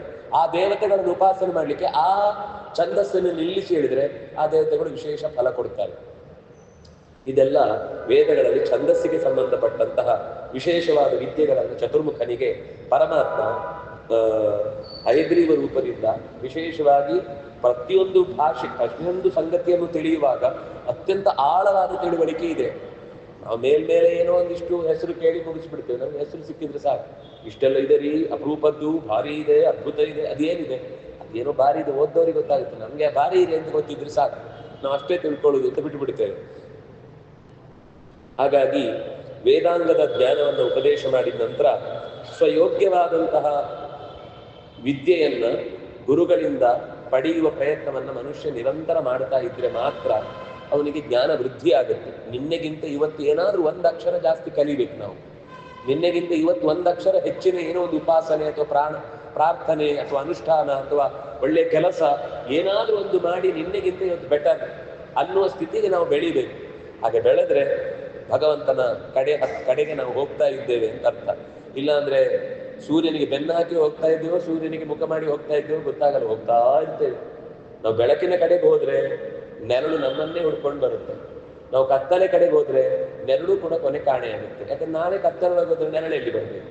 ಹಾಗಾಗಿ ನಮ್ಮ ಬದುಕು ಬೆಳಕಿನತ್ತ ಸಾಗಬೇಕು ಅಂತ ಚತುರ್ಮುಖನಿಗೆ ಆ ಗುರುವಿನ ಮಹತ್ವವನ್ನು ಹೇಳಿ ಆ ಉಪದೇಶವನ್ನು ಮಾಡುತ್ತಾರೆ. ಇದರ ನಂತರ ಬ್ರಹ್ಮ, ವಾಣಿ, ಪ್ರಾಣ ಮತ್ತು ಭಾರತಿ ಅವರಲ್ಲಿ ಪ್ರತ್ಯೇಕವಾಗಿ ಭಗವಂತ ಒಂದೊಂದು ರೂಪಗಳಿಂದ ವಿಶೇಷವಾಗಿ ಪ್ರವೇಶಿಸಿ ಅವರು ಮುಂದೆ ಜ್ಞಾನವನ್ನ ಆ ಪರಂಪರೆಯನ್ನು ಮುಂದುವರಿಸಲಿಕ್ಕೆ ಬೇಕಿರುವ ಅಧಿಕಾರವನ್ನು ಪಡ್ಕೊಳ್ತಾರೆ. ಹಾಗಾಗಿಯೇ ಕಲಿಯುಗದಲ್ಲಿ ನಮಗೆ ದೇವರು ತಾನು ಬರ್ಲಿಕ್ಕಾಗಲ್ಲ ಅನ್ನುವ ಕಾರಣಕ್ಕೋಸ್ಕರ ಸೂತ್ರನನ್ನು ಸ್ಮರಣೆ ಮಾಡಿ, ಪ್ರಾಣನನ್ನು ಸ್ಮರಣೆ ಮಾಡಿ ನಮಗೆ ಆಚಾರ್ಯರನ್ನು ಕಳುಹಿಸಿಕೊಟ್ರು. ಅವ್ರಿಗೆ ಸಾಕಾಗಿತ್ತು. ಒಂದ್ಸಲ ಬದರಿಗೆ ಹೋದಾಗ, ನಾರಾಯಣ ದೇವರ ಹತ್ರ ಕೂತಾಗ ನಾನು ಮತ್ತೆ ಹೋಗಲ್ಲ ಅಂತಾರೆ ಮಧ್ವಾಚಾರ್ಯ. ಸಾಕಾಯ್ತು ನನಗೆ, ಯಾರಿಗೂ ಏನು ಇಂಟ್ರೆಸ್ಟೇ ಇಲ್ಲ. ಈಗ ಬಂದಿದ್ರೆ ಇನ್ನೂ ಕಷ್ಟ ಇತ್ತು. ಆಗ ದೇವರು ಹೇಳ್ತಾರೆ, ನೋಡು, ಕೆಲವೆಲ್ಲ ಮಣ್ಣು ಹಿಡಿದ ಮುತ್ತುಗಳು, ಅವುಗಳಿಗೆ ತಿಳ್ಕಿ ತೀಡಿದ್ರೆ ಬೆಳಕು ಚೆಂದಾಗಿ ಅದು ಹೊರಗೆ ಬರುತ್ತೆ. ನೀನು ಹೋಗ್ಬೇಕು, ಅವರನ್ನು ಉದ್ಧಾರ ಮಾಡಬೇಕು, ಮಹಾಭಾರತ ತಾತ್ಪರ್ಯ ನಿರ್ಣಯವನ್ನು ಮಾಡಿ ಕೊಡು. ಜ್ಞಾನ ಪ್ರಕಾಶವಾದಾಗ ಅವರಿಗೆ ಸರಿಯಾಗಿ ತಾವು ಏನು ತಿಳ್ಕೊಳ್ಬೇಕು ಅನ್ನೋದು ಗೊತ್ತಾಗುತ್ತೆ. ನೀನು ಹೋಗುದಿಲ್ಲ ಅಂತ ಹೇಳ್ಬೇಡ. ಅವರಿಗೆ ಹೋಗುದಿಲ್ಲ ಅಂದ್ರೆ ನಮ್ಮ ಮೇಲೆ ಬೇಜಾರು ಅನ್ನೋದಕ್ಕಿಂತ ಹೆಚ್ಚು ಅಲ್ಲಿ ದೇವರು 2 ರೂಪದಿಂದ ಸಿಕ್ಕಿಬಿಟ್ಟಿದ್ದಾರಲ್ಲ, ಅದನ್ನ ಬಿಟ್ಟು ಹೇಗೆ ಬರೋದು ಅಂತ ಒಂದ್ ಸಣ್ಣ ಬೇಜಾರು ಇತ್ತು ಅಂತ ಅನ್ಸುತ್ತೆ. ಯಾಕೆಂದ್ರೆ ಬೇಜಾರು ಅಂದ್ರೆ ಅದು ನಮ್ಮ ಹಾಗೆ ಬೇಜಾರಲ್ಲ. ತಿಳ್ಕೊಳ್ಳೋದಿಲ್ಲ ತಗೊಂಡೇನು ಯಾರಿಗೆ ಆಗಲಿ ಹೇಳಿದ್ದನ್ನು ಒಂದು ಅರ್ಥೈಸಿಕೊಂಡು ಖುಷಿ ಪಡೋರಿದ್ರೆ ಅವ್ರಿಗೆ ಹೇಳಿ ಖುಷಿ ಇರುತ್ತೆ. ಹೇಳಿದ್ಮೇಲೆ ಮುಖ ನೋಡ್ಲಿಕ್ಕೆ ಸಾಕಾಗುತ್ತೆ ಅಂತ ಅನ್ಸಿದ್ರೆ ಯಾರಿಗೆ ಇನ್ನೊಮ್ಮೆ ಹೇಳಬೇಕು ಅಂತ ಅನ್ಸುತ್ತೆ. ಆದ್ರಿಂದಾಗಿ ಅವರಿಗೆ ಇವ್ರು ಅಂದ್ರೆ ಜಡ್ಡು ನೀರಲ್ಲಿ ಬಿದ್ದವ್ರ ತರ, ಹಿಪ್ಪೋಪೊಟಮಸ್, ಹೇಳುವುದೇ ಇಲ್ಲ ಇಳಿಯುವುದೇ ಇಲ್ಲ. ನೀರಲ್ಲಿ ಬಿದ್ರೆ ನೀರಲ್ಲೇ ಹೇಳಲಿಕ್ಕೆ ಹೇಳಬೇಕು ಅಂದ್ರೆ ಮತ್ತೆ ನಾಳೆ ಆಗ್ಬೇಕು, ಬೆಳಿಗ್ಗೆನೇ ವಾಪಸ್ ಹೇಳುದು. ನಮ್ದೆಲ್ಲ ಏನು ಅಂದ್ರೆ ಅಧ್ಯಯನಕ್ಕೆ ಮುಖ್ಯ ಇಂಟ್ರೆಸ್ಟೇ ಅಲ್ಲ. ನಮ್ದು 4 ಗಂಟೆಗೆ ಊಟ ಆದ್ರೆ ಅದು ಅದ್ದೂರಿಯ ಊಟ. ಆಮೇಲೆ ಯಥಾ ಪ್ರಕಾರ ರಾತ್ರಿ ಹಾಸ್ಕೊಂಡು ಮಲ್ಕೊಂಡ್ಬಿಟ್ರೆ ಮುಗಿದೋಯ್ತು. ಒಂದು ಊಟದಲ್ಲಿ ಉಳಿತಾಯ ಖಾತೆ ಸಚಿವರಾಗಿ ಎಲ್ಲ ನಮ್ಮ ಇಡೀ ದಿವಸದ ಕಾರ್ಯಕ್ರಮ ಊಟದಲ್ಲಿ ಮುಗಿದೋಗುತ್ತೆ. ಮಾಡಬೇಕು, ಆರಾಧನೆ ಮಾಡಿ, ಗುರುಗಳ ಹೆಸರು ಹೇಳಿ ನಾವು ನಿವೇದನೆ ಮಾಡಿ, ಪ್ರಸಾದ ಸ್ವೀಕಾರ ಎಲ್ಲವೂ ಅಗತ್ಯ. ನಾನು ಯಾವುದನ್ನು ನಿರಾಕರಣೆ ಮಾಡ್ತಿಲ್ಲ ಅಥವಾ ನಾನು ತಪ್ಪು ಅಂತ ಹೇಳ್ತಿಲ್ಲ. ಆದರೆ ರಾಘವೇಂದ್ರ ಗುರುಗಳನ್ನು ನಾವು ಆರಾಧನೆ ಮಾಡುತ್ತೇವೆ ಅಂದ್ರೆ ಅವರು ಏನು ಕೊಟ್ಟರು, ದೇವರ ಬಗ್ಗೆ ಏನು ಹೇಳಿದ್ರು ಅದನ್ನು ನಾವು ಚೂರಾದರೂ ಅನುಸಂಧಾನ ಮಾಡಬೇಕಲ್ಲ. ಮತ್ತು ಕೊನೆಗೆ ಅದು 5 ಗಂಟೆಯನ್ನು ಕೂಡಿಸುವುದರಲ್ಲಿ ಇಡೀ ದಿನ ಕಳೆದೋಗುತ್ತೆ. ಅದಕ್ಕಿಂತ ಮುಂಚೆದ್ದೇನು, ಹಿಂದಿದ್ದೇನು, ಉಪಾಸನೆ ಏನು, ಯಾಕೆ ಹಾಗೆ ಹೇಳಬೇಕು, ಪಂಕ್ತಿ ಅಂದ್ರೆ ಏನು, ಪಂಚರೂಪದಿಂದ ಭಗವಂತ ತತ ತುಂಬಿಕೊಂಡಿದ್ದಾರೆ ಎನ್ನುವ ರೀತಿಯಲ್ಲಿ ಭಗವಂತನ ಎಚ್ಚರವನ್ನು ಪಡೆದು ಜ್ಞಾನದಿಂದ ಬೆಳೆದರೆ ಮಾತ್ರ ನಾವು ಮುಂದಿನ ಜನ್ಮದಲ್ಲಿ ಮತ್ತೆ ಜ್ಞಾನವನ್ನು ಪಡೆಯಲಿಕ್ಕೆ ಯೋಗ್ಯವಾದ ಶರೀರವನ್ನು ಪಡ್ಕೊಳ್ತೇವೆ. ನಾವು ಜ್ಞಾನದಿಂದ ಬೆಳೆಯದೆ ಬರೀ 3 ಹೊತ್ತು ಊಟದ್ದು ಅದೇ ಚಿಂತೆಯಲ್ಲಿ ನಮ್ಮ ಜೀವನವನ್ನು ಕಳೆದೇ ಉಂಟಾದರೆ ಇನ್ನೊಂದು ಸರ್ತಿ ತಿರುಗಲಿಕ್ಕೂ ಬೇಕಾದ ಜಾಗವನ್ನು ಪಡೆದು ಅಲ್ಲೇ ಹುಟ್ಟಿ ಬಂದರೆ ಅಲ್ಲಿ ತಿನ್ಕೊಂಡು ಬದುಕಬೇಕಾಗುತ್ತೆ. ನಂತರ ಭಗವಂತನ ಸರ್ವಾಂತರ್ಯಾಮಿತ್ವ ಮತ್ತು ಸರ್ವನಾಮದ, ಭಗವಂತ ಸರ್ವನಾಮ. ನೀವು ಯಾವುದೇ ಹೆಸರು ಹೇಳಿ, ಯಾವುದು ದೇವರದ್ದಲ್ಲದ ಹೆಸರಿಲ್ಲ. ಒಂದು ತೋರಿಸಿ ಅಂತ ಹೇಳ್ತಾರೆ, ಒಂದೇ ಒಂದು ನಾಮ ಸಾಕು, ದೇವರದ್ದಲ್ಲದ ಹೆಸರು ಅಂತ ಜಗತ್ತಲ್ಲಿ ತೋರಿಸ್ಲಿಕ್ಕೆ ಬರಲ್ಲ. ಯಾಕೆಂದ್ರೆ ಬೇಡ, ಉಳಿದಂತೆ ನಾವು ಯೋಚನೆ ಮಾಡೋದಿಲ್ಲ. ಅಕಾರದಿಂದ ಹಿಡಿದು ಕ್ಷಕಾರದ ತನಕ ಎಲ್ಲಾ ರೂಪಗಳಿಗೆ ಒಂದು ರೂಪವನ್ನ ತಂತ್ರಗ್ರಂಥಗಳಲ್ಲಿ ಅಕಾರಾದಿ ಅಜಾದಿ ರೂಪ ಅಂತ ಹೇಳಿದಲ್ಲ. ಅಜ, ಆನಂದ, ಇಂದ್ರ, ಈಶ, ಉಗ್ರ, ಊರ್ಜ, ಋತಂಬರ, ರೂಢ, ಋಷ, ಲೇಖ, ಏಕಾತ್ಮ, ಐರಾರ್ಧ, ವಜೋಭೃತ, ಔರಸ ಅಂತ ಅಂತಹ ಅರ್ಧಗರ್ಭ ಅಂತ ಹೀಗೆ ಅಕಾರದಿಂದ ಅಕಾರದ ತನಕ ಅಷ್ಟೂ ಅಕ್ಷರಗಳಿಗೆ ಬೇಕಿರುವ ರೂಪಗಳನ್ನು ಹೇಳಿದ್ದಾರೆ. ಅದನ್ನು ಬಿಡಿಸ್ಕೊಂಡು ಬಂದ್ರು ಎಲ್ಲ ನಾಮಗಳು ಒಂದೇ ಆಯ್ತು. ಲೋಕದಲ್ಲಿ ನಮ್ಗೆ ಬೈದ ಶಬ್ದ ಇರುತ್ತಲ್ಲ, ಬೇರೆ ಗುಣ ಇರುತ್ತೆ. ಈಗ ನನಗೆ ಬೈಯುವಾಗ ಊರಿಡೀ ತಿರುಗ್ತಾನೆ ಅಂತ ತಿಳ್ಕೊಳ್ಳಿ, ತಿರುಗ್ತಾ ಇರ್ತಾನೆ, ನಾವು ಬೈತೇವೆ, ಬರೀ ತಿರುಗೋಗಿ ತರ ಬರೀ ಓಡಾಡ್ತಿರ್ತಾನೆ ಅಂತ. ದೇವರಿಗೆ ಅದು ಉಪನಿಷತ್ತಲ್ಲಿ ಹೆಸರು. ಅವನು ಊರಿಡೀ ತಿರುಗ್ತಾನೆ ಇರ್ತಾನೆ, ಅವನೊಂದು ತಿರುಗದೆ. ಯಾಕಂದ್ರೆ ನೀವೊಂದು ಕಡೆ ಕರೀತಿ, ಅವರೊಂದು ಕಡೆ ಕರೀತಿ, ಇನ್ನೊಂದು ಕಡೆ ಎಲ್ಲಿ ಓಡು, ಎಲ್ಲ ಕಡೆ ಓಡ್ತಾನೆ ಇರ್ತಾನೆ ಅವನು. ಹಾಗಾಗಿ ಅವನಿಗೆ ಅದು ಗುಣ, ನಮ್ಗೆ ದೋಷ. ಭಗವಂತನಿಗೆ ಅದು ಗುಣ, ಸಿಕ್ಕಾಪಟ್ಟೆ ತಿಂತಾನೆ ಅಂತ ಇಟ್ಕೊಳ್ಳಿ. ನಮ್ಗೆ ತಿಮ್ಮಣ್ಣಿ ಅಂತ ಬೈದ್ರೆ ಅದು ಬೇಜಾರು. ಆದ್ರೆ ದೇವರಿಗೆ ಅತ್ತಾಚರಾಚರ ಗ್ರಹಣ, ಅವನು ಮಹಾ ತಿಮ್ಮಣ್ಣಿ, ಅವನು ಮಹಾಶನೋ ಮಹಾಪಾಪ ವಿದ್ಯೆ ಅದು ಅದಲ್ಲ ಯಾವುದು ವೇಗವಾನ್ ಅಮಿತಾಶನ. ಅಮಿತಾಶನ ಅಂತ ದೇವರಿಗೆ ಹೆಸರು. ಅಮಿತವಾಗಿ ಅಶನ ಮಾಡುವವನು. ಅಶನ ಅಂದ್ರೆ ಊಟ ಅಂತ ಅರ್ಥ. ಜಗತ್ತಿನಲ್ಲಿ ಎಲ್ಲರಿಗಿಂತ ಹೆಚ್ಚು ದೊಡ್ಡ ಹೊಟ್ಟೆ ಅವನಿಗೆ. ಏಕೋ ವಿಷ್ಣುರು ಮಹದ್ಭೂತ. ಪೃಥಗ್ಭೂತ ಅಂದ್ರೆ ಚಿಕ್ಕ ಚಿಕ್ಕ ಭೂತಗಳು. ಭೂತ ಅಂದ್ರೆ ಜೀವಜಾತ ಅಂತ ಅರ್ಥ. ಮಹಾಭೂತ ಅದು. ಅದರ ಹೊಟ್ಟೆಯಲ್ಲಿ ಹಿಡಿಯುವ ಹಾಗೆ ಜಗತ್ತಲ್ಲಿ ಯಾವ ಹೊಟ್ಟೆಯಲ್ಲಿ ಏನು ಹಿಡಿಯಲ್ಲ, ಎಲ್ಲವನ್ನು ತನ್ನ ಹೊಟ್ಟೆಯೊಳಗೆ ಹಾಕಿಕೊಳ್ತಾನೆ. ಆದ್ರೆ ಅದು ಅವನಿಗೆ ಗುಣ. ಮಹಾ ಹೊಟ್ಟೆ ಅನ್ನೋದು ನಮ್ಗೆ ಒಂಥರ ಅವಮಾನ. ದೇವರಿಗೆ ಮಹಾ ಹೊಟ್ಟೆ ಎಂದು ಅವನಿಗೆ ಹೆಸರು ಲಂಬೋದರ ಅಂತ. ಪ್ರಾಣ ಯಾರು ಗಣಪತಿಯ ಒಳಗೆ ಇರುವ ಭಗವಂತನ ವಿಶ್ವಂಭರ ಅನ್ನುವ ರೂಪವು ಕೂಡ ದೊಡ್ಡೊಟ್ಟೆನೆ. ಯಾಕೆ ದೊಡ್ಡೊಟ್ಟೆ ಅಂದ್ರೆ ಇಡೀ ಚೇತನಾಚೇತನ ಗಣಗಳನ್ನ ತನ್ನ ಉದರದಲ್ಲಿ ಇಟ್ಟುಕೊಂಡು ಸೃಷ್ಟಿಯ ಕಾಲಕ್ಕೆ ಮತ್ತೆ ಹೊರಗೆ ತರುವುದಾದ್ರಿಂದ ಅವನ ಹೆಸರು ಪೃಥೂದರ, ವಿಶ್ವಂಭರ. ಸಮಸ್ತ ವಿಶ್ವಂಭರತಿ ತನ್ನ ಹೊಟ್ಟೆಯೊಳಗೆ ಇಟ್ಕೊಳ್ತಾನೆ. ನಮ್ಗೆ ಪ್ರಾಬ್ಲಮ್ ಏನಂದ್ರೆ ಹೊಟ್ಟೆ ದೊಡ್ಡದಾದ್ರೆ ಏಳಿಸ್ಲಿಕ್ಕೆ ಇಬ್ರು ಬರ್ಬೇಕಾಗುತ್ತೆ. ಆದ್ರೆ ದೇವರಿಗೆ ಹೊಟ್ಟೆ ದೊಡ್ಡದಲ್ಲಿ ಯಾರು ಎಬ್ಬಿಸಬೇಕು, ಅವನೇ ಹೇಳ್ತಾನೆ, ಅವನೇ ಹೋಗ್ತಾನೆ. ಭೀಮಸೇನ ದೇವರ ಮಹತ್ವವನ್ನು ಹೇಳುವಾಗ ಅವನಿಗೆ ಬಂಡಿಯನ್ನವನ್ನು ಉಂಡಿತು ಕೂಸು ಅಂತ ನಾವು ಹೇಳಿ ಭಾರಿ ಖುಷಿ ಪಟ್ಟು ಚಪ್ಪಾಳೆ ಬಡಿತೇವೆ. ಅದನ್ನು ಉಳಿದವರು ತಮಾಷೆ ಮಾಡ್ತಾರೆ, ಏನು ಬಂಡಿ ಊಟ ಮಾಡೋದು ಒಂದು ದೊಡ್ಡ ಗುಣ. ನಾವು ಹೌದ್ರಿ, ಮೃಗೋದರನಿಗೆ ಅದು ಗುಣ. ಯಾಕೆಂದ್ರೆ ಅವ್ರು ಊಟ ಮಾಡಿದ ಮೇಲೆ ಬೇರೆ ಯಾರ ಸಹಾಯವನ್ನು ಕೇಳದೆ ಬೇಕಾದ್ರೆ ಮತ್ತೆ ಅಷ್ಟೇ ಕೆಲಸ ಮಾಡ್ತಾನೆ. ನಮ್ಗೆ 2 ಹೋಳಿಗೆ ಜಾಸ್ತಿ ಹೋಯ್ತು ಅಂದ್ರೆ ನೀವೇ ರಿಕ್ಷಾ ಬುಕ್ ಮಾಡಿಬಿಡ್ರಿ, ನೀವೇ ಲಗೇಜ್ ಹಾಕಿದಾಗ ಒಂದು ರಿಕ್ಷಾದೊಳಗೆ ಹಾಕ್ಬಿಡಿ, ನನಗೆ ಹೋಗಿ ಬಿದ್ದುಬಿಡ್ತೇನೆ ಎಲ್ಲಿಯಾಗಿ, ಆಗಲ್ಲ, ಇಲ್ಲಿ ನಡ್ಕೊಂಡು ಹೋಗ್ಲಿಕ್ಕೆ ಸಾಧ್ಯವೇ ಇಲ್ಲ ಅಂತ. ಆದ್ರೆ ನಮ್ಗೆ ತಿಂದ್ರೆ ಎಬ್ಬಿಸ್ಲಿಕ್ಕೆ ಇನ್ನಿಬ್ರು ಬರ್ಬೇಕು. ಆದ್ರೆ ಭೀಮನಿಗೆ ಅಷ್ಟು ಬಂಡಿಯನ್ನು ಅವನು ಉಂಡ್ರೂ ಕೂಡ ಮತ್ತೆ ಅವನು ಊಟ ಮಾಡಿದ್ದೇನೆ ಬಕಾಸುರನ ಹತ್ರ ಹೋಗಿ ಯುದ್ಧ ಮಾಡಿದ್ದು. ಊಟದ ಮುಂಚೆ ಯುದ್ಧ ಮಾಡಿದ್ದಲ್ಲ. ನನಗೆ ಊಟ ಆದ್ಮೇಲೆ ಏನಾದ್ರೂ ಕೆಲಸ ಹೇಳಿ, ಊಟ ಆದ್ಮೇಲೆ ಕರಿಬೇಡಿ, ಅದಕ್ಕಿಂತ ಮುಂಚೆ ಬೇಕಾದ್ರೆ 2 ಗಂಟೆ ಜಾಸ್ತಿ ಕೆಲಸ ಹೇಳಿ ಮಾಡ್ತೀವಿ. ಊಟ ಆದ್ಮೇಲೆ ನನ್ನನ್ನು ಯಾವುದಕ್ಕೂ ಕರೀವಿ, ನಾವು ಇಲ್ಲವೇ ಇಲ್ಲ, ಅಲ್ಲಿಯೇ ಇಲ್ಲ, ಸುಸ್ತಾಗಿದ್ರೆ ಹೋಗಿ ಬಿದುಗಂಡ್ರೆ ಸಾಕಾಗುತ್ತೆ ಅಂತ. ನಮ್ಗೆ ದೋಷ, ಅದ್ರ ದೇವರಿಗೆ ಅಮಿತಾಶನ ಅನುಗುಣ. ಯಾಕಂದ್ರೆ ಎಷ್ಟು ಊಟ ಮಾಡಿದ್ರು ಅವನಿಗೆ ಚುರುಕುತನ ಉದಾಸೀನತೆ ಚುರುಕುತನ ಹೋಗುವುದಿಲ್ಲ, ಉದಾಸೀನತೆ ಬರುವುದಿಲ್ಲ. ಹಾಗಾಗಿ ಭಗವಂತನನ್ನ ಎಲ್ಲ ನಾಮಗಳು ಯಾವುದೆಲ್ಲ ದೋಷಯುಕ್ತವಾದ ನಾಮಗಳು ಅಂತ ನಾವು ಜಗತ್ತಿನಲ್ಲಿ ಭಾವಿಸ್ತೇವೆ, ಆ ಎಲ್ಲಾ ನಾಮಗಳು ಅವನಿಗೆ ಗುಣವೇ ಆಗಿದೆ ಅನ್ನೋದನ್ನ ನಿರೂಪಣೆ ಮಾಡಿದ್ರು. ಆ ನಂತರ ಸರ್ವವೇದದಿಂದಲೂ ಪರಮ ಮುಖ್ಯ ವೃತ್ತಿಯಿಂದ ಭಗವಂತನೇ ಪ್ರತಿಪಾದ್ಯ.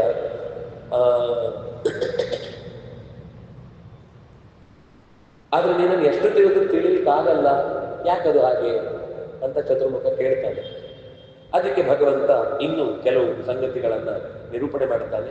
ನಾಳೆ ಮತ್ತೆ ಅದರ ಚಿಂತನೆಯನ್ನು ಅನುಸಂಧಾನ ಮಾಡೋಣ ಅಂತ ಹೇಳ್ತಾ, ಕಾಯೇನ ವಾಚಾ ಮನಸಾ ಇಂದ್ರಿಯೈರ್ವಾ ಬುದ್ಧಿಯ ಆತ್ಮನಾವ ಅನುಸೃತ ಸ್ವಭಾವ ಕರೋಮಿ ಯದ್ಯತ್ ಸಕಲಂ ಪರಸ್ಮೈ ನಾರಾಯಣಾಯೇತಿ ಸಮರ್ಪಯಾಮಿ. ಶ್ರೀಕೃಷ್ಣಾರ್ಪಣಮಸ್ತು.